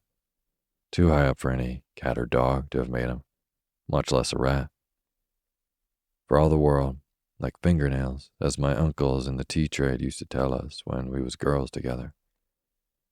I wouldn't say nothing to master, not if I was you, Master Stephen, my dear. And just turn the key of the door when you go to your bed."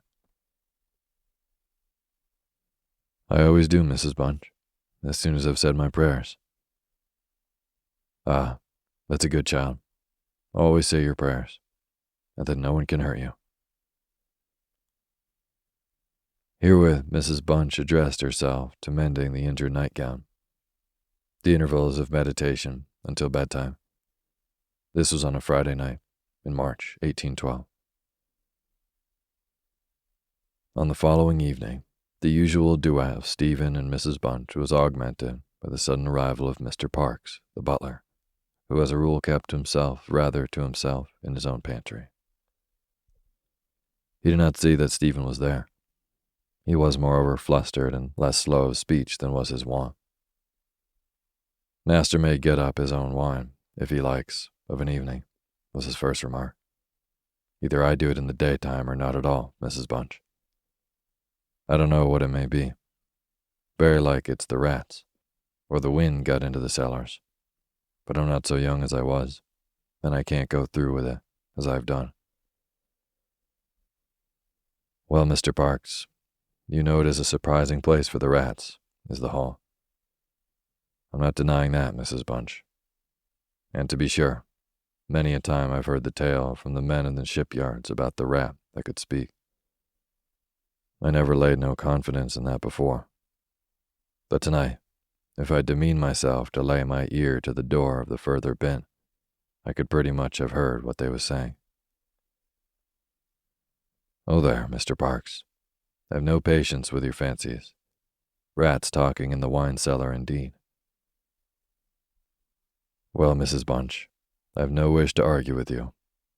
All I say is, if you choose to go to the far bin and lay your ear to the door, you may prove my words this minute. What nonsense you talk, Mr. Parks. Not fit for children to listen to. Why, you'll be frightening Master Stephen there out of his wits. What? Master Stephen? Said Parks, awaking to the consciousness of the boy's presence.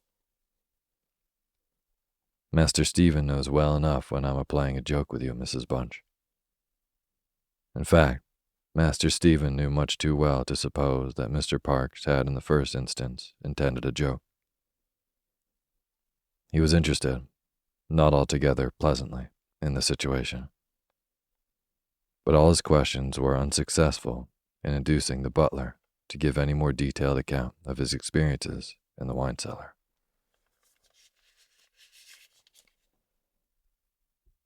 We now have arrived at March 24th, 1812. It was a day of curious experiences for Stephen, a windy, noisy day, which filled the house and the gardens with a restless impression. As Stephen stood by the fence of the grounds and looked out into the park, he felt as if an endless procession of unseen people were sweeping past him on the wind, borne on resistlessly and aimlessly, vainly striving to stop themselves, to catch at something that might arrest their flight and bring them once again into contact with the living world of which they had formed a part. After luncheon that day, Mr. Abney said, "Stephen, my boy, do you think you could manage to come to me tonight, as late as 11 o'clock in my study? I shall be busy until that time, and I wish to show you something connected with your future life, which it is most important that you should know. You are not to mention this matter to Mrs. Bunch, nor to anyone else in the house, and you had better go to your room at the usual time." Here was a new excitement added to life. Stephen eagerly grasped at the opportunity of sitting up till 11 o'clock. He looked in at the library door on his way upstairs that evening, saw a brazier, which he had often noticed in the corner of the room, moved out before the fire. An old silver gilt cup stood on the table, filled with red wine, and some written sheets of paper lay near it. Mr. Abney was sprinkling some incense on the brazier from a round silver box as Stephen passed, but did not seem to notice his step. The wind had fallen, and there was a still night and a full moon. At about 10 o'clock, Stephen was standing at the open window of his bedroom, looking out over the country.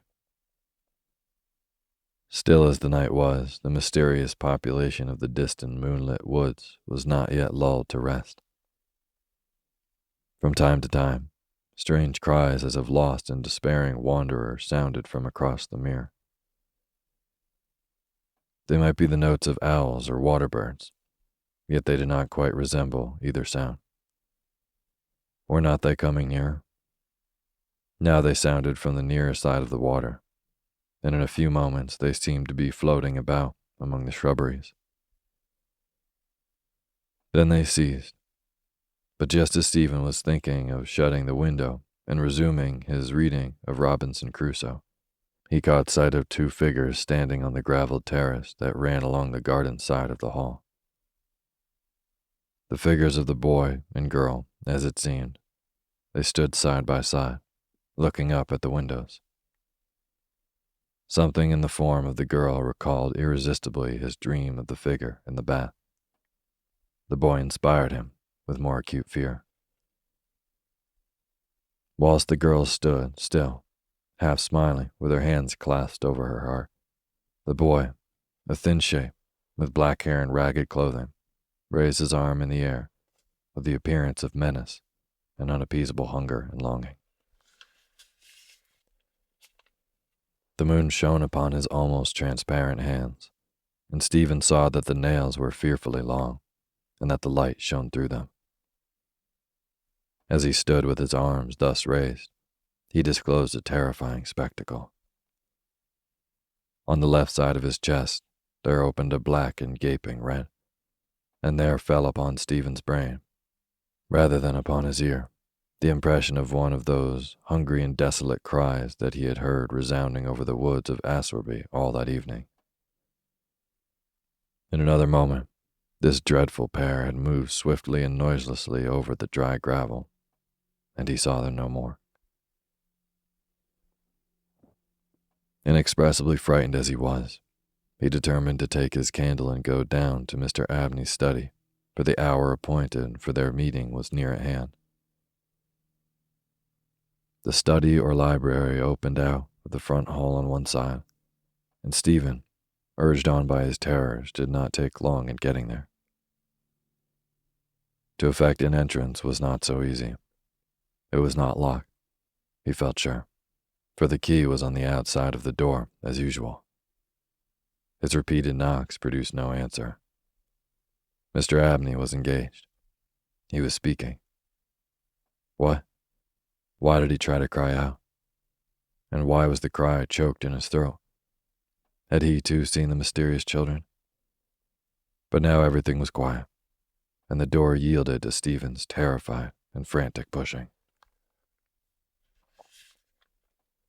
On the table in Mr. Abney's study, certain papers were found which explained the situation to Stephen Elliott when he was of an age to understand them. The most important sentences were as follows. It was a belief very strongly and generally held by the ancients, of whose wisdom in these matters I have had such experience as induces me to place confidence in their assertions, that by enacting certain processes, which to us moderns have something of a barbaric complexion, a very remarkable enlightenment of the spiritual faculties in man may be attained. That, for example, by absorbing the personalities of a certain number of his fellow creatures, an individual may gain a complete ascendancy over those orders of spiritual beings which control the elemental forces of our universe. It is recorded of Simon Magus that he was able to fly in the air, to become invisible, or to assume any form he pleased, by the agency of the soul of the boy whom, to use the libellous phrase employed by the author of the Clementine Recognitions, he had murdered. I find it set down, moreover, with considerable detail in the writings of Hermes Trismegistus, that similar happy results may be produced by the absorption of the hearts of not less than 3 human beings below the age of 21 years. To the testing of the truth of this receipt, I have devoted the greater part of the last 20 years, selecting as the corpora vilia of my experiment such persons as could conveniently be removed without occasioning a sensible gap in society. The first step I effected by the removal of one Phoebe Stanley, a girl of gypsy extraction, on March 24, 1792. The second, by the removal of a wandering Italian lad named Giovanni Paoli on the night of March 23, 1805. The final victim, to employ a word repugnant in the highest degree to my feelings, must be my cousin, Stephen Elliott. His day must be this March 24, 1812.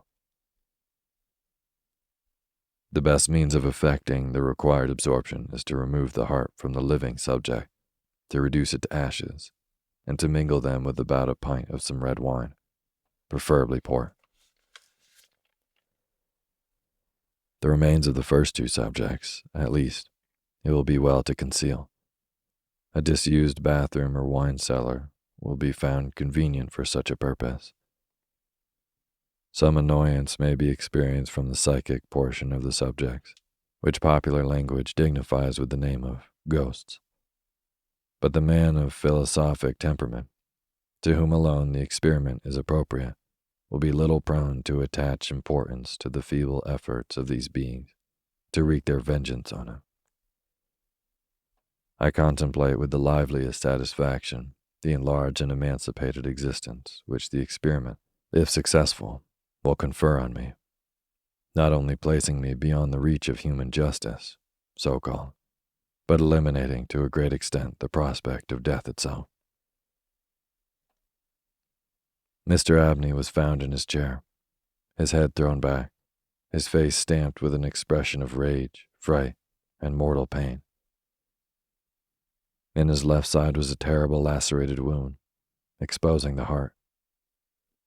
There was no blood on his hands, and a long knife that lay on the table was perfectly clean. A savage wildcat might have inflicted the injuries. The window of the study was open, and it was the opinion of the coroner that Mr. Abney had met his death by the agency of some wild creature. But Stephen Elliott's study of the papers I have quoted led him to a very different conclusion.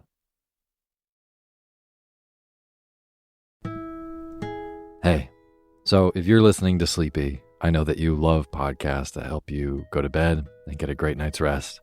Well, if you're looking for even more snoozy content, I highly encourage you to check out the podcast Nothing Much Happens by a sleep co-conspirator of mine named Catherine Nicolai. She shares these original, mindfully crafted, conflict-free literature designed to lull you into a restful slumber. For over 6 years, Catherine has been helping listeners find peace and rest through her soothing stories. The show has over 150 million downloads, and it basically is a grown-up version of Mr. Rogers' Neighborhood, filled with interconnected stories that soothe and calm you. It is a fantastic show, and she puts so much work into making stories that are specifically crafted to put you to bed. So definitely go check out her show, Nothing Much Happens. You can find Nothing Much Happens anywhere you get your podcasts. Sweet dreams. Hey, my name's Otis Gray, and you're listening to Sleepy.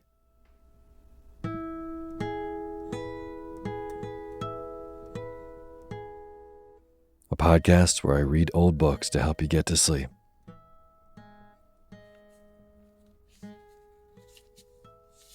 Tonight, I'm happy to be bringing you a story by Henry James. And it's kind of a really slow burn novel, which is very appropriate for this season, Spooky October. I'll be reading the first couple chapters tonight.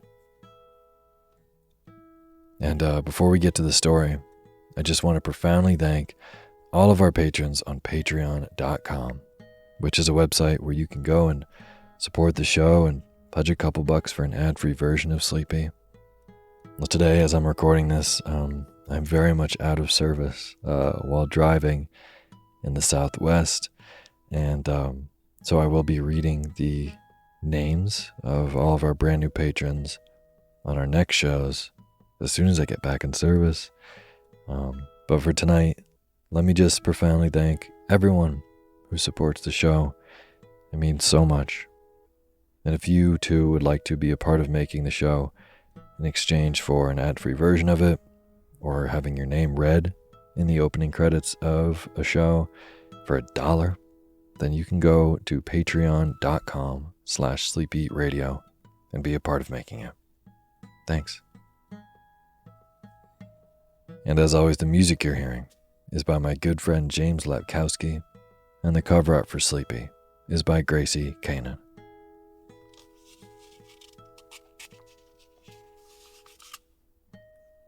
So as I said, tonight, just as the title probably implies, The Turn of the Screw is a very slow burn novel that I'm choosing to read for Spooky October. And the first couple chapters that we're reading tonight are very much as a slow burn that leads to the spooky conclusion of the story. But as we will not be reading the entire story on the Sleepy podcast, if you want to hear the rest of this story in all of its 24 chapters, you can hear the entirety of it on the Daily Book Club, which is the sister show the daytime companion to this show, where we read one chapter of an old book one day at a time. So, new episodes every day till the book is done. So if you like this reading and you want to hear the rest of the entire book, you can go find the Daily Book Club on Spotify, Apple Podcasts, and everywhere else. But for tonight, I hope that you can snooze soundly, or whatever you like to do, to this opening few chapters of The Turn of the Screw by Henry James. And now is the time for you to fluff up your pillow, just how you like it. Feel yourself melt into your bed. Get real comfortable. Close your eyes, and let me read to you.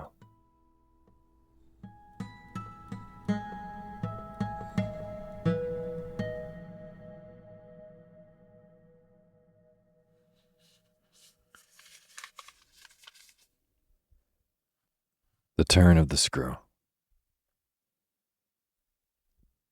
The story that held us round the fire, sufficiently breathless, but except the obvious remark that it was gruesome, as on Christmas Eve in an old house a strange tale should essentially be. I remember no comment uttered till somebody happened to say that it was the only case he had met in which such visitation had fallen on a child. The case I mentioned was that of an apparition in just such an old house as had gathered us for the occasion, an appearance of a dreadful kind, to a little boy sleeping in the room with his mother and waking her up in the terror of it, waking her not to dissipate his dread and soothe him to sleep again, but to encounter also herself, before she had succeeded in doing so, the same sight that had shaken him. It was this observation that drew from Douglas, not immediately, but later in the evening, a reply that had the interesting consequence to which I call attention. Someone else told a story not particularly effective, which I saw he was not following. This I took for a sign that he himself had something to produce, and that we should only have to wait. We waited, in fact, till 2 nights later, but that same evening, before we scattered, he brought out what was on his mind. I quite agree, in regard to Griffin's ghost, or whatever it was, that its appearing first to the little boy, at so tender an age, adds a particular touch. But it's not the first occurrence of its charming kind that I know to have involved a child. If the child gives the effect another turn of the screw, what do you say to 2 children? We say, of course, somebody exclaimed, that they gave 2 turns. Also, that we want to hear about them. I can see Douglas there before the fire, to which he had got up to present his back, looking down at his interlocutor with his hands in his pockets. Nobody but me, till now, has ever heard. It's quite too terrible. This, naturally, was declared by several voices to give the thing the utmost price, and our friend, with quiet art, prepared his triumph by turning his eyes over the rest of us and going on. It's beyond everything. Nothing at all that I know touches it. For sheer terror, I remember asking. He seemed to say it was not so simple as that, to be really at a loss how to qualify it. He passed his hand over his eyes, made a little wincing grimace. For dreadfulness. Oh, how delicious, cried one of the women. He took no notice of her.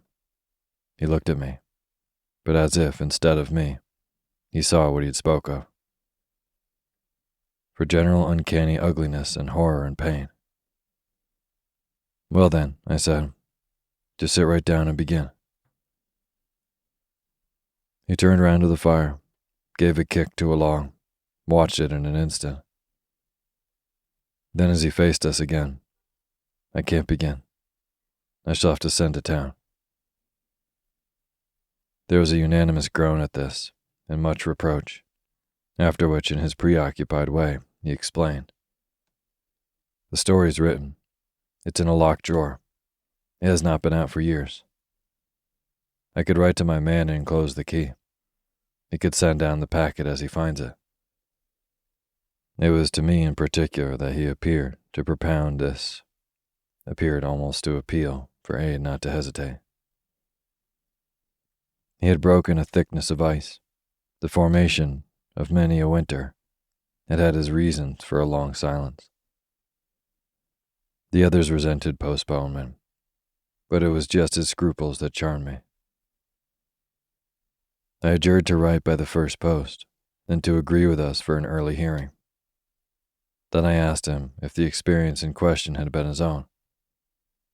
To this, his answer was prompt. Oh, thank God, no. And is the record yours? You took the thing down? Nothing but the impression. I took that here. He tapped his heart. I never lost it. Then your manuscript? Is an old faded ink, and in the most beautiful hand. He hung fire again. A woman's. She's been dead these 20 years. She sent me the pages in question before she died. They're all listening now, and of course there was somebody to be arch, or at any rate to draw the inference. But if he put the inference by without a smile, it was also without irritation. She was a most charming person, but she was 10 years older than I. She was my sister's governess, he quietly said.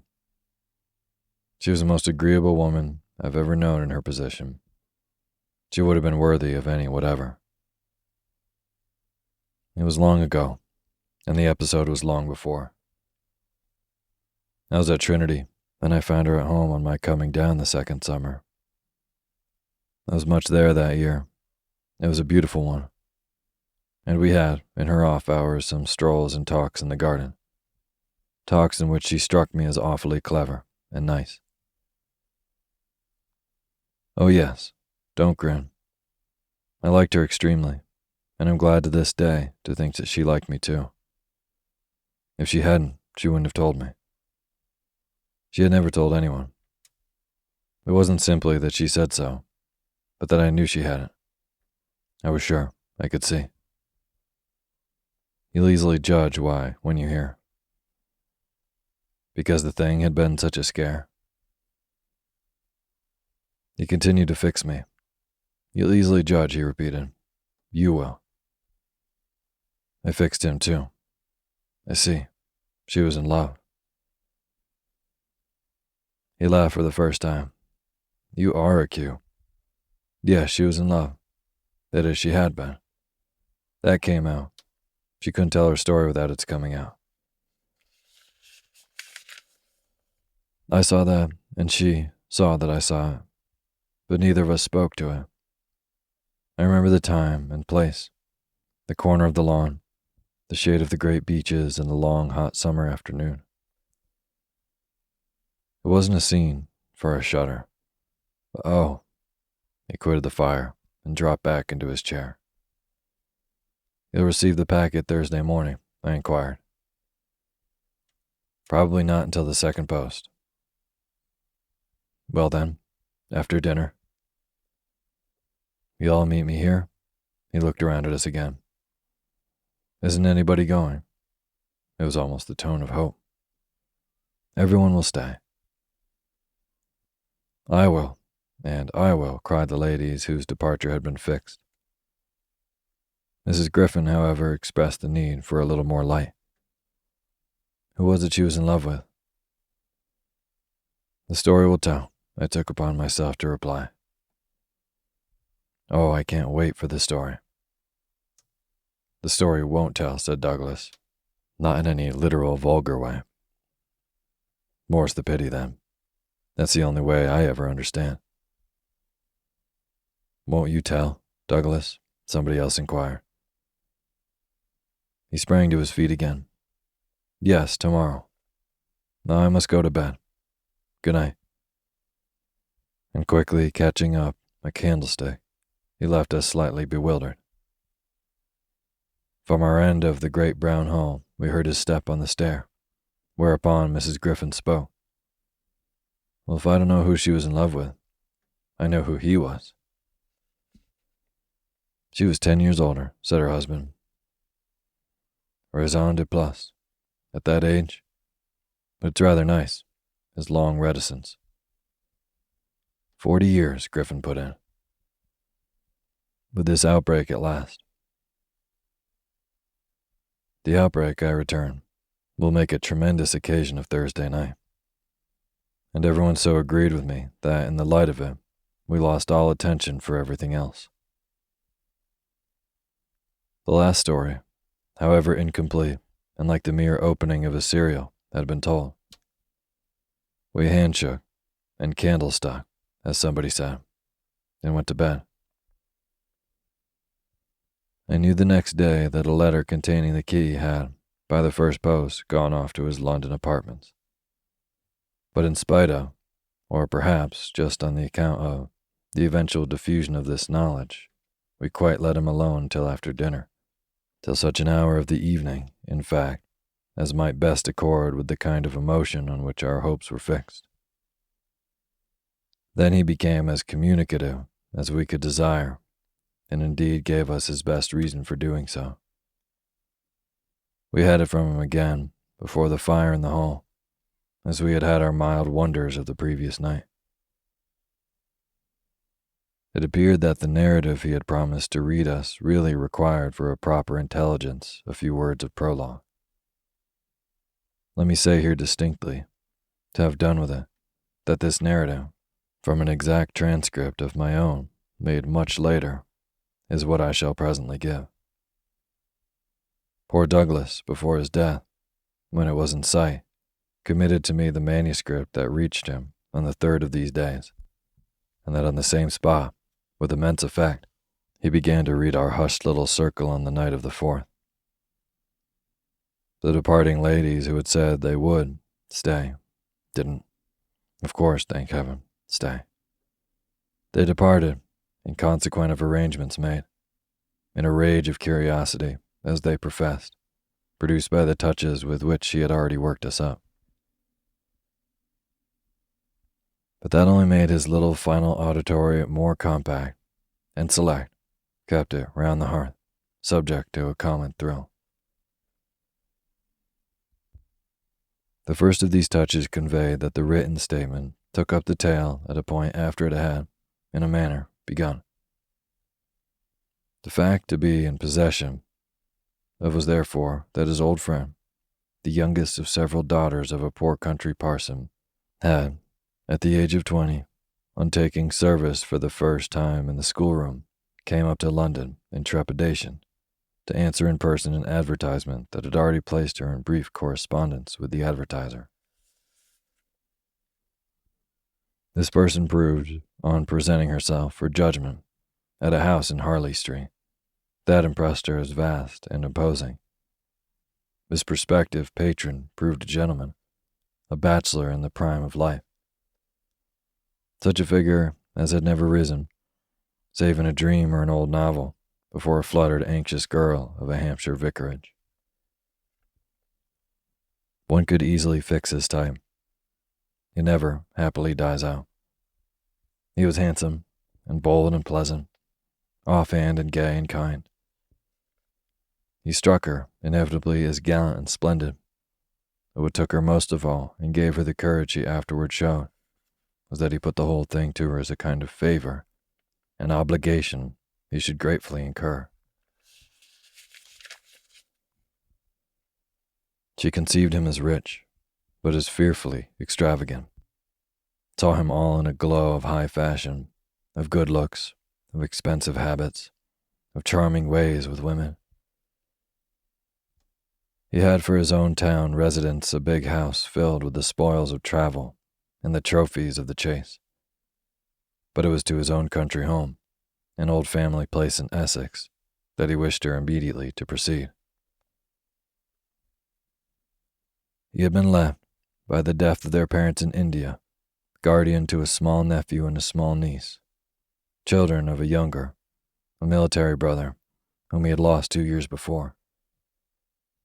These children were, by the strangest chances for a man in his position, a lone man without the right sort of experience or a grain of patience, very heavily on his hands. It had all been a great worry, and on his own part, doubtless, a series of blunders, but he immensely pitied the poor chicks and had done all he could. Had in particular sent them down to his other house, the proper place for them being the course of the country, and kept them there, from the first, with the best people he could find to look after them, parting even with his own servants to wait on them, and going down himself, whenever he might, to see how they were doing. The awkward thing was that they had practically no other relations, that his own affairs took up all his time. He had put them in possession of Bly, which was healthy and secure, and had placed at the head of their little establishment. But below stairs only, an excellent woman, Mrs. Groves, whom he was sure his visitor would like, and who had formerly been maid to his mother.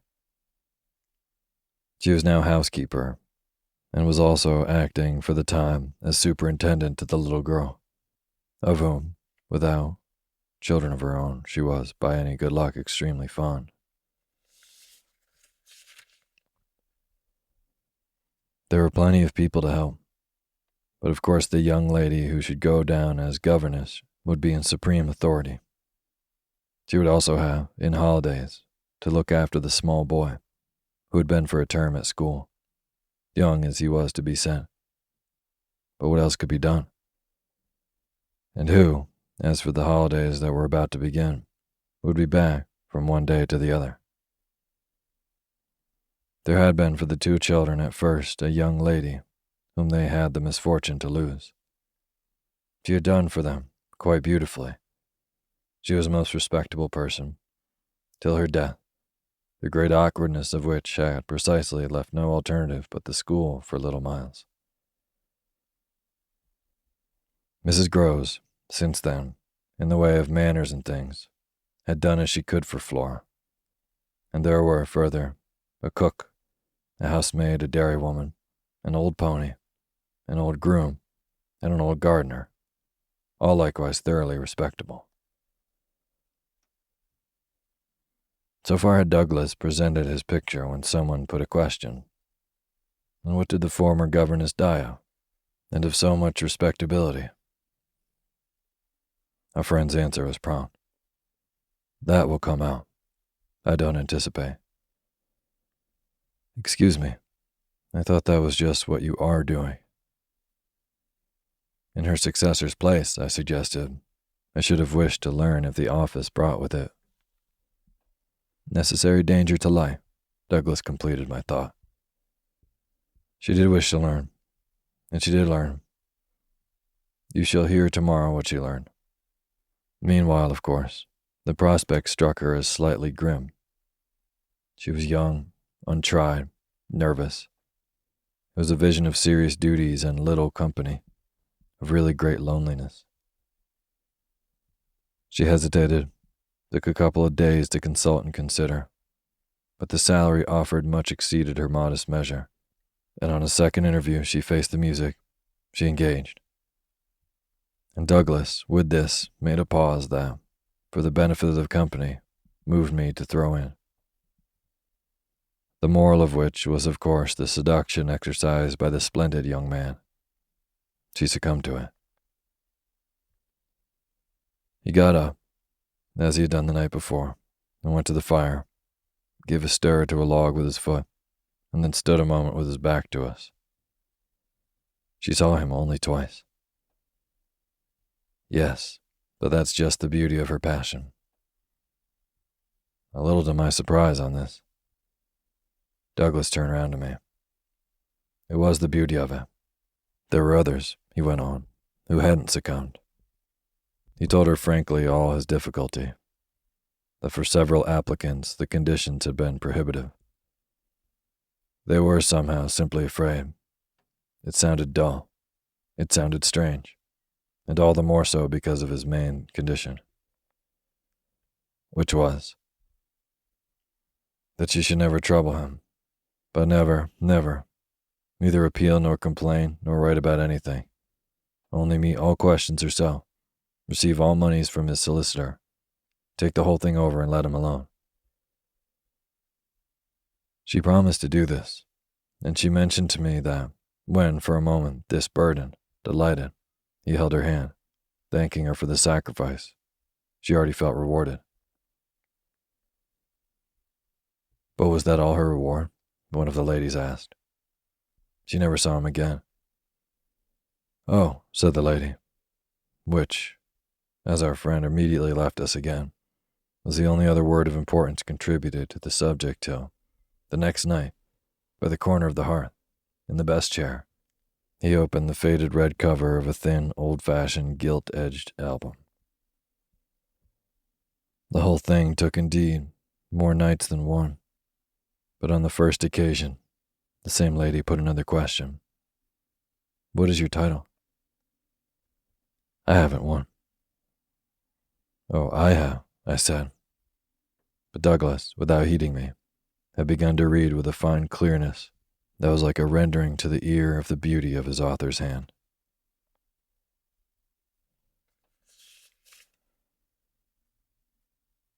Chapter 1. I remember the whole beginning as a succession of flights and drops, a little seesaw of the right throbs and the wrong. After rising, in town, to meet his appeal, I had at all events a couple of very bad days. Found myself doubtful again. Felt indeed sure I had made a mistake. In this state of mind I spent the long hours of bumping, swinging coach that carried me to the stopping place at which I was to be met by a vehicle from the house. This conveyance, I was told, had been ordered, and I found, toward the close of the June afternoon, a commodious fly in waiting for me. Driving at that hour, on a lovely day, through a country to which the summer sweetness seemed to offer me a friendly welcome, my fortitude mounted afresh, and as we turned into the avenue, encountered a reprieve that was probably but a proof of the point to which it had sunk. I suppose I had expected, or had dreaded, something so melancholy that was greeted me was a good surprise. I remember as a most pleasant impression the broad, clear front, its open windows and fresh curtains and the pair of maids looking out. I remember the lawn and the bright flowers and the crunch of my wheels on the gravel and the clustered treetops over which the rocks circled and cawed in the golden sky. The scene had a greatness that made it a different affair from my own scant home, and there immediately appeared at the door, with a little girl in her hand, a civil person who dropped me as decent a curtsy as if I had been the mistress or a distinguished visitor. I had received in Harley Street a narrower notion of the place, and that, as I recalled it, made me think the proprietor still more of a gentleman, suggested that I was to enjoy might be something beyond his promise. I had no drop again till the next day, for I was carried triumphantly through the following hours by my introduction to the younger of my pupils. The little girl who accompanied Mrs. Groves appeared to me on the spot, a creature so charming as to make it a great fortune to have to do with her. She was the most beautiful child I had ever seen, and I afterward wondered that my employer had not told me more of her. I slept little that night. I was too excited, and this astonished me too, I recollect, remained with me, adding to my sense of liberality with which I was treated.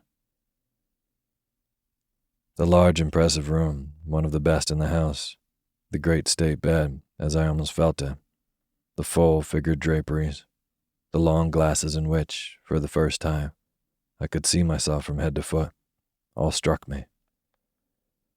Like the extraordinary charm of my small charge, as so many things thrown in.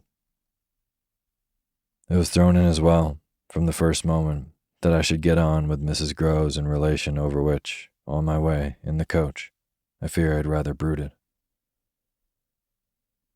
The only thing, indeed, that in this early outlook might have made me shrink again was the clear circumstance of her being so glad to see me. I perceived within a half an hour that she was so glad. Stout, simple, plain, clean, wholesome woman, as to be positively on her guard against showing it too much. I wondered even then, a little, why she would wish not to show it, and that with reflection, with suspicion, might of course have made me uneasy.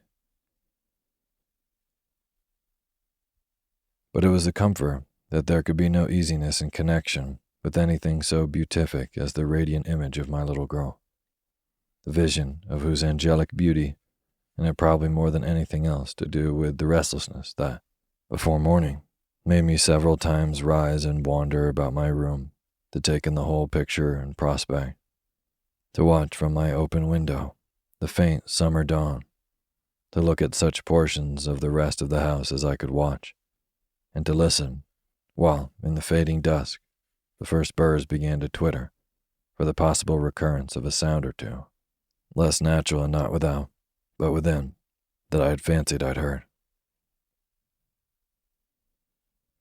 There had been a moment when I believed I recognized, faint and far, the cry of a child. There had been another when I found myself just consciously starting as at the passage, before my door, of a light footstep.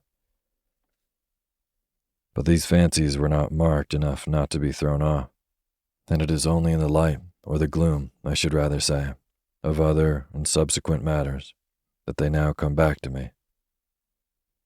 To watch, teach, form little Flora would too evidently be making of the happy and useful life. It had been agreed between us downstairs that after this first occasion, I should have her as a matter of course at night, her small white bed being already arranged to that end in my room. What I had undertaken was the whole care of her, and she had remained, just this last time, with Mrs. Groves only as an effect of our consideration for my inevitable strangeness and her natural timidity. In spite of this timidity, which the child herself, in the oddest way in the world, had been perfectly frank and brave about, allowing it, with a sign of comfortable consciousness, with the deep, sweet serenity indeed of one of Raphael's holy infants, to be discussed, to be imputed to her, and to determine us, I feel quite sure she would presently like me. It was just part of what I had already liked Mrs. Groves herself for. The pleasure I could see her feel in my admiration and wonder as I sat at supper, with all 4 candles and with my pupil, in a high chair and a bib, brightly facing me, between them, over bread and milk. There are naturally things that in Flora's presence could pass between us only as prodigious and gratified looks, obscure and roundabout allusions. And the little boy? Does he look like her? Is he too so very remarkable? One wouldn't flatter a child. Oh, miss, most remarkable, if you think well of this one. And she stood there with a plate in her hand, beaming at our companion, who looked from one of us to the other with placid heavenly eyes that contained nothing to check us. Yes, if I do. You'll be carried away by the little gentleman. Well, that, I think, is what I came for, to be carried away. I'm afraid, however, I remember feeling the impulse to add, I'm rather easily carried away. I was carried away in London. I can still see Mrs. Groves's broad face as she took this in. In Harley Street. In Harley Street. Well, miss, you're not the first, and you won't be the last. Oh, I've no pretension. I could laugh. To being the only one. My other pupil, at any rate, as I understand, comes back tomorrow? Not tomorrow. Friday, miss. He arrives as you did by the coach, under care of the guard, and is to be met by the same carriage. I forthwith expressed that the proper, as well as the pleasant and friendly thing would be therefore that on the arrival of the public conveyance, I should be in waiting for him with his little sister, an idea in which Mrs. Groves concurred so heartily that I somehow took her manner as a kind of comforting pledge, never falsified, thank heaven. That we should on every question be quite at one. Oh, she was glad I was there. What I felt the next day was, I suppose, nothing that could be fairly called a reaction from cheer of my arrival. It was probably at the most only a slight oppression, produced by a fuller measure on the scale, as I walked round them, gazed up at them, took them in of my new circumstances. They had, as it were, an extent and mass for which I had not been prepared, in the presence of which I had found myself, freshly, a little scared as well as a little proud. Lessons in this agitation certainly suffered some delay. I reflected that my first duty was, by the gentlest arts I could contrive, to win the child into the sense of knowing me. I spent the day with her out of doors. I arranged with her, to her great satisfaction, that it should be she only, who might show me the place. She showed it step by step, and room by room, and secret by secret, with droll, delightful, childish talk about it, and with the result, in half an hour, of our becoming immense friends. Young as she was, I was struck, throughout our little tour, with her confidence and courage with the way, in empty chambers and dull corridors, on crooked staircases that made me pause, and even on the summit of an old maculated square tower that made me dizzy. Her morning music, her disposition to tell me so many more things than she asked, rang out and led me on. I have not seen Bly since the day I left it, and I dare say that to my older and more informed eyes it would now appear sufficiently contracted. But as my little conductress, with her hair of gold and her frock of blue, danced before me round the corners and pattered down passages, I had the view of a castle of romance inhabited by a rosy sprite, such a place as would somehow, for a diversion of the young idea, take all color out of storybooks and fairy tales. Wasn't it just a storybook over which I had fallen a doze and dream? No, it was a big, ugly, antique, but convenient house, embodying a few features of a building still older, half replaced and half utilized, in which I had the fancy of our being almost as lost as a handful of passengers in a great drifting ship, while I was strangely at the helm.